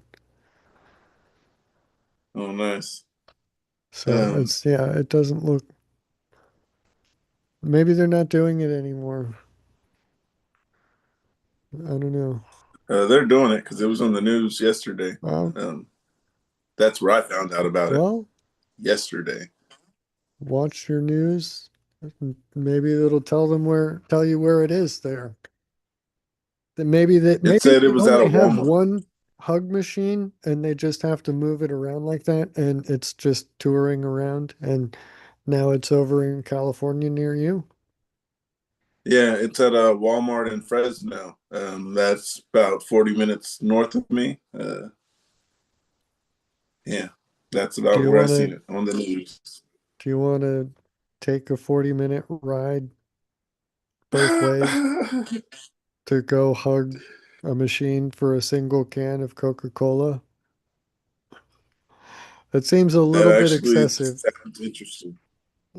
It could be an I'm gonna adventure, but look into it's it. a little excessive too.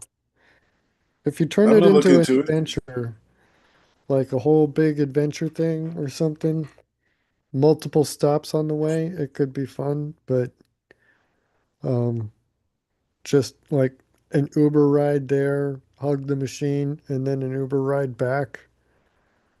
It It's is $43 to get there in an Uber. oof. Yeah, I had to look. I just looked that up. Yeah, That reminds me, I so haven't I'm looked paying. up I need an Uber to downtown for tomorrow, and then I need an Uber there back. I'm assuming it'll probably Yeah, be easy to get. There's probably plenty of Uber drivers like just around downtown on standby just for people coming out on a Friday night. So I don't know if I Jim should says. necessarily. Jim says I'm getting back to work. Keep her going, guys, and I'll hug my next Coke. Nice, Thanks. Let me know how that nice. goes. So I gotta figure out how to get back after the show. I don't know when the show will end. Two You're going bands. alone? Yeah. Doors open Oh, at nice. 7 p.m. two bands playing. I don't know how long after doors open for the show to start. I don't know how long each set will be.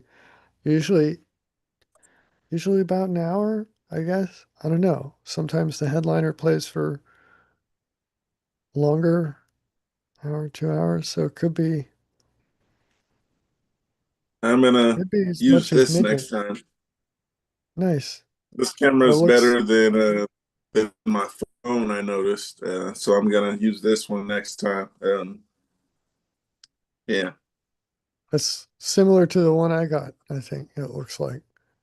The rectangle shape looks the same. One's got a little slidey cover instead of a Oh yeah. flip down cover. So, but When I first yeah. got it, I thought it didn't work because of that. I got it, and then I was looking it up on the internet and on Amazon and YouTube, trying to figure out what's going on and why my camera was black. And come to find out, it was just Nice. um, I did the when I same look thing. at technology. I didn't know that it had a little cover over the thing at all.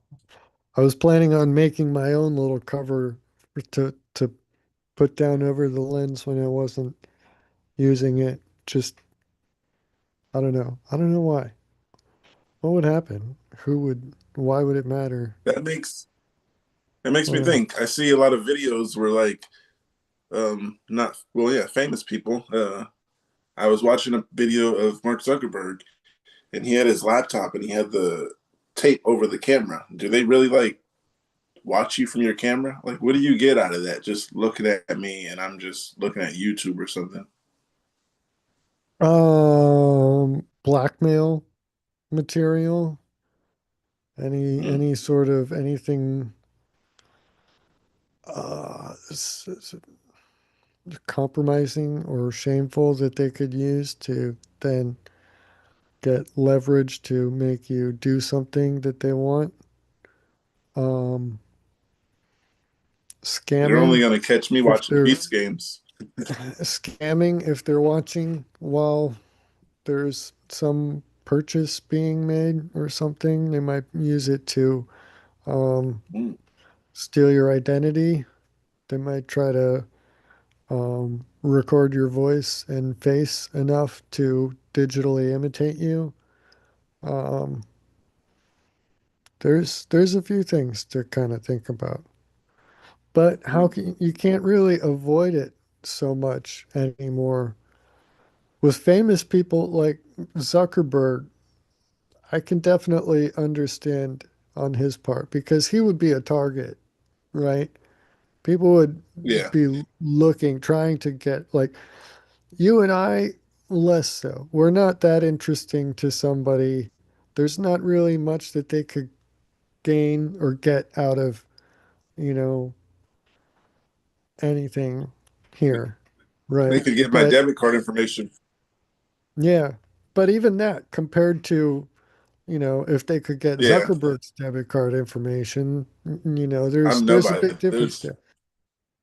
But I got even like a nobody $13 in might that have account. something, it's not necessarily all coming from America. A lot of it is coming from overseas in West Africa. And there's a lot of scam culture going on over there. And cost of living is so different, so much lower that you don't need a big scam um, victory, so to speak, in order to have a big payout, equivalent. A couple $100 is worth several months worth of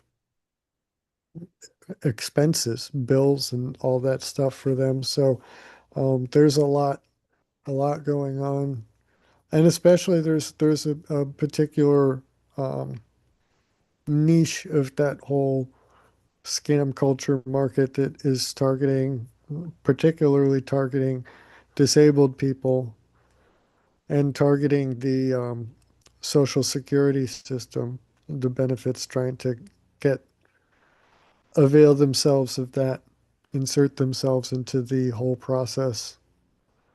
And Um, there was I hate to keep saying I watched a documentary about this, but that's where I learned everything at.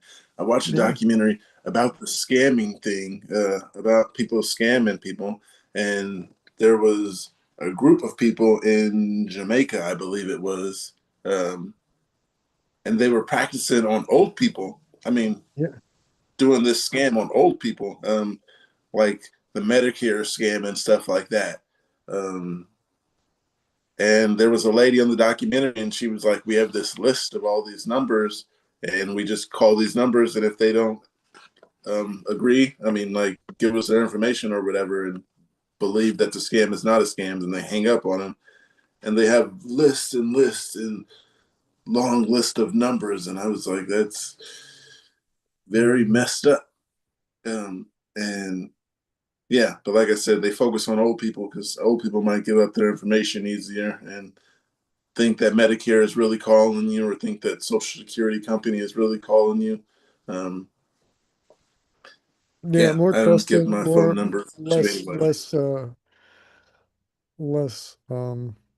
savvy to a lot of the more subtle machinations uh of You got to watch who um you give your phone number to. I yeah. do. There's few people I know from Reddit that have my number, but like I said, I know them really good people. Love you guys. If you guys are watching, yeah, I keep my phone on silent. You're probably gonna be like, why? But my phone has been on silent for months, but that's because most of the time my phone's sitting around or something, and I can see it light up. Um, but otherwise, I get so many scam calls a day. It's like some sites you sign up for, and then millions of numbers will call you. So that's my phone is actually catching the scam calls. I'll tell you about yesterday. I got one call at 8:53, and that was the only call from someone that I actually know. And then at 9:10 and 9:12 and 9:29, well, 9:10 and 9:12, my phone um, had some calls that come through from numbers I don't know. And then the phone actually blocked a number. Then I had another missed call, and then it blocked three more numbers. It'll block them if they think it's scam likely. But then, like I was telling my mom, I barely get calls. I got a phone just to call when I feel like it, I guess, or play Yeah. games. I mean, We do. if I it's don't use my that's phone the for a thing that lot. like you gotta have it for things like doctor's appointments and stuff, right? I mean, that's important Right. for epileptics like you and I. So I we gotta keep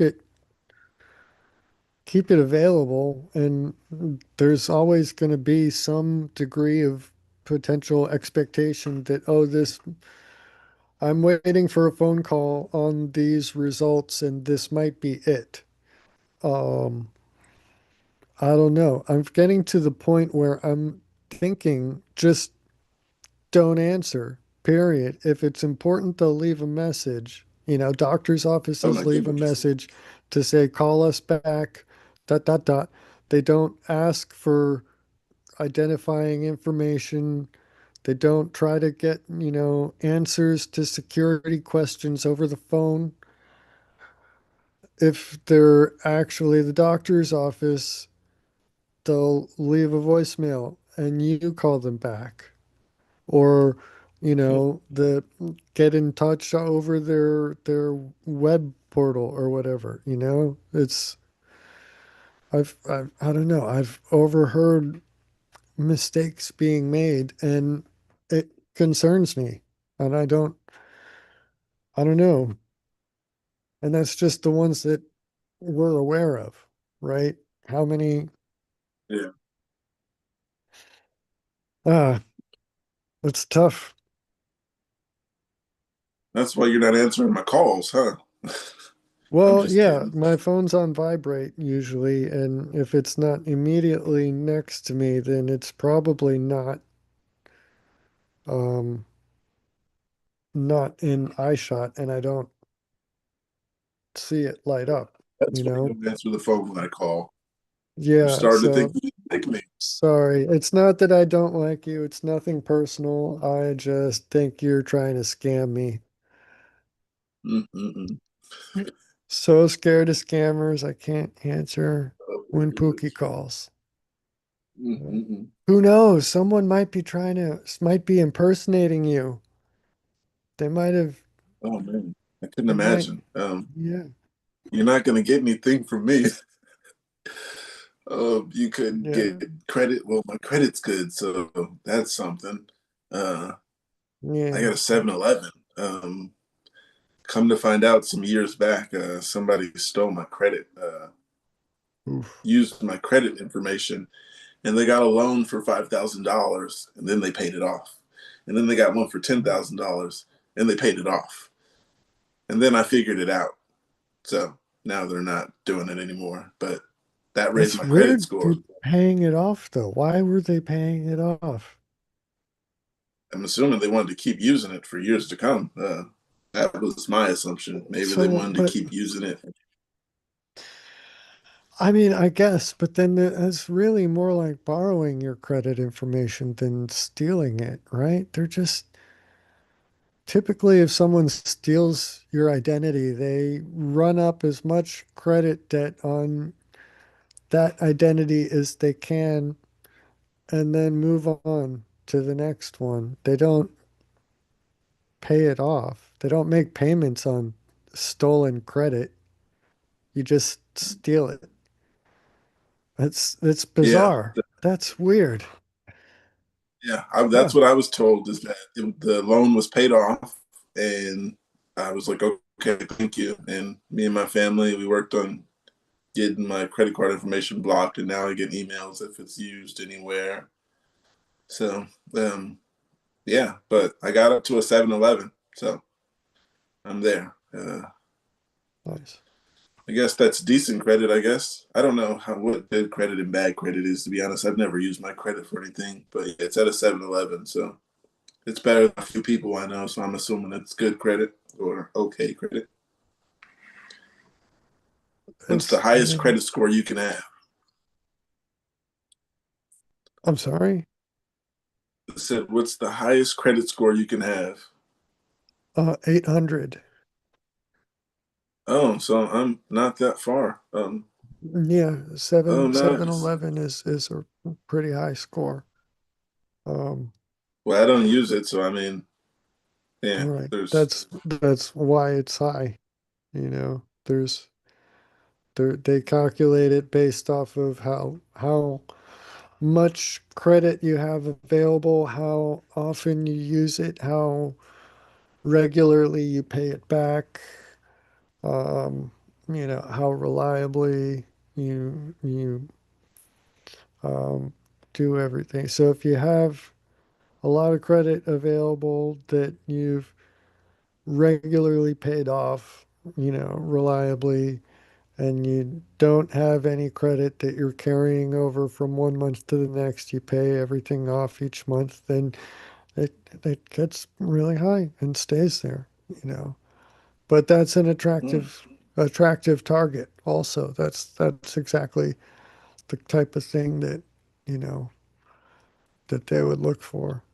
But Does paying my yeah, when bills I like had owned a house and the mortgage on the house, having that um, owning a house was the single most expensive mistake I think I've ever made. I don't think I should have bought at that time. I think I should have stayed renting an apartment.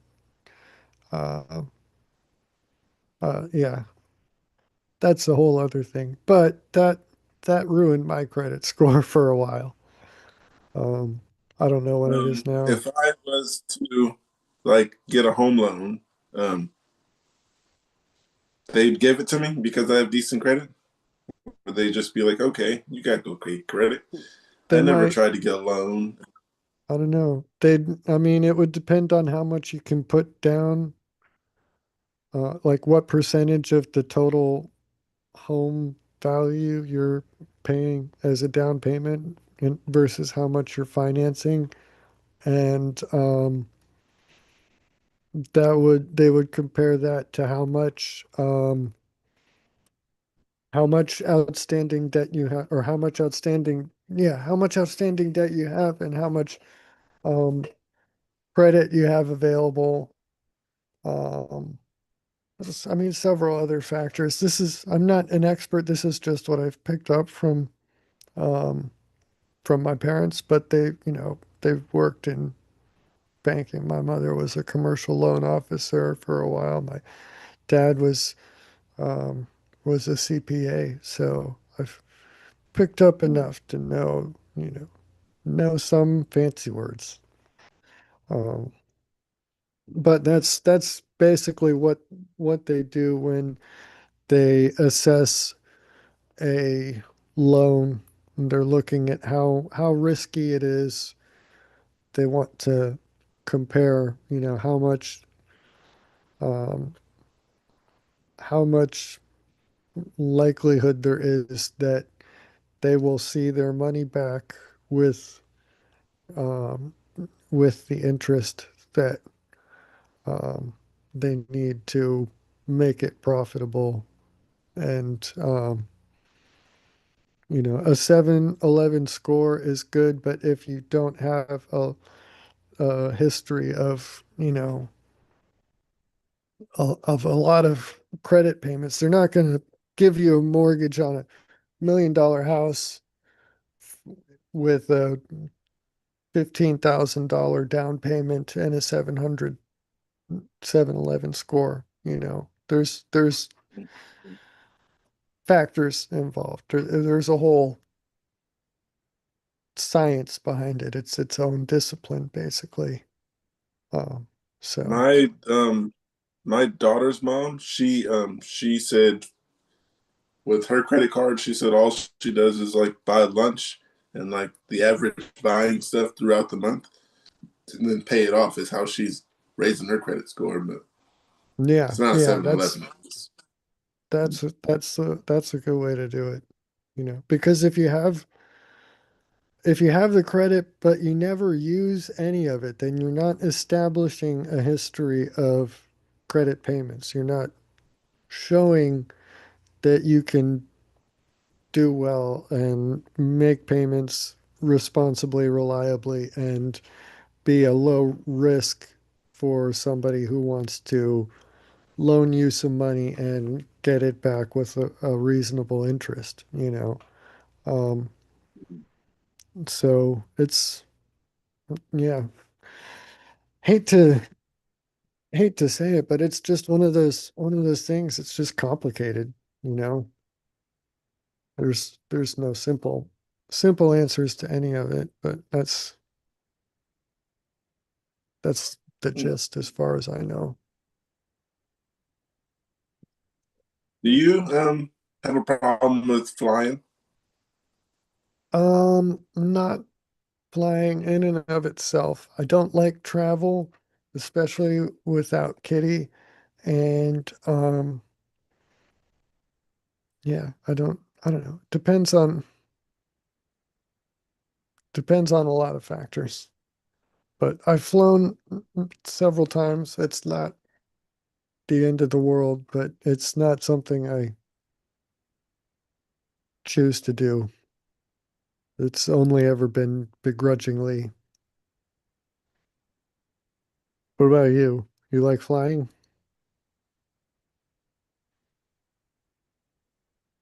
Um, you got anything? I don't have anything on the list, but we do I have. was getting close to 3 hours here. Might be time to call it for the day. Um, Um, we actually got Kevin on the way. He said oh, he's about to log in, so oh, uh, wow. that's Well, another I list mean, of topics. I'm getting worn out. I'm actually starting to reach the end of my endurance here. All right. Um, Well, I was kind of hoping that we could kind of gracefully end it here, but if Kevin's coming, I don't want to just um, hop off, but I really can't. I'll let him know that we'll Mm. we'll continue Saturday. So you can say goodbye to the 6 people watching. Six See you guys people. later. Wow. Hey, thank you everyone for listening. It means a lot to know that six people care. Yeah, at one point it was more than that. It went up and down a few times. Hey, I mean, we've Yeah, talked about a lot of weird stuff, right? And ended with talking about accounting. I mean, it's impressive anybody's put up with that. So thanks. and the video got 8 likes. So yeah, we're doing all Nice. right. We'll see you guys later. It was nice seeing everybody. Well, nice seeing the number of people watching go up and down. See you guys in, what is it, 2 days? See you Today's Saturday. Saturday. Yeah, I can't wait. All right. Um, I think yeah, that was great. I think we're still streaming here. No, the stream is a little bit behind. Oh Okay. no, we're still live. It says. Yeah. Um,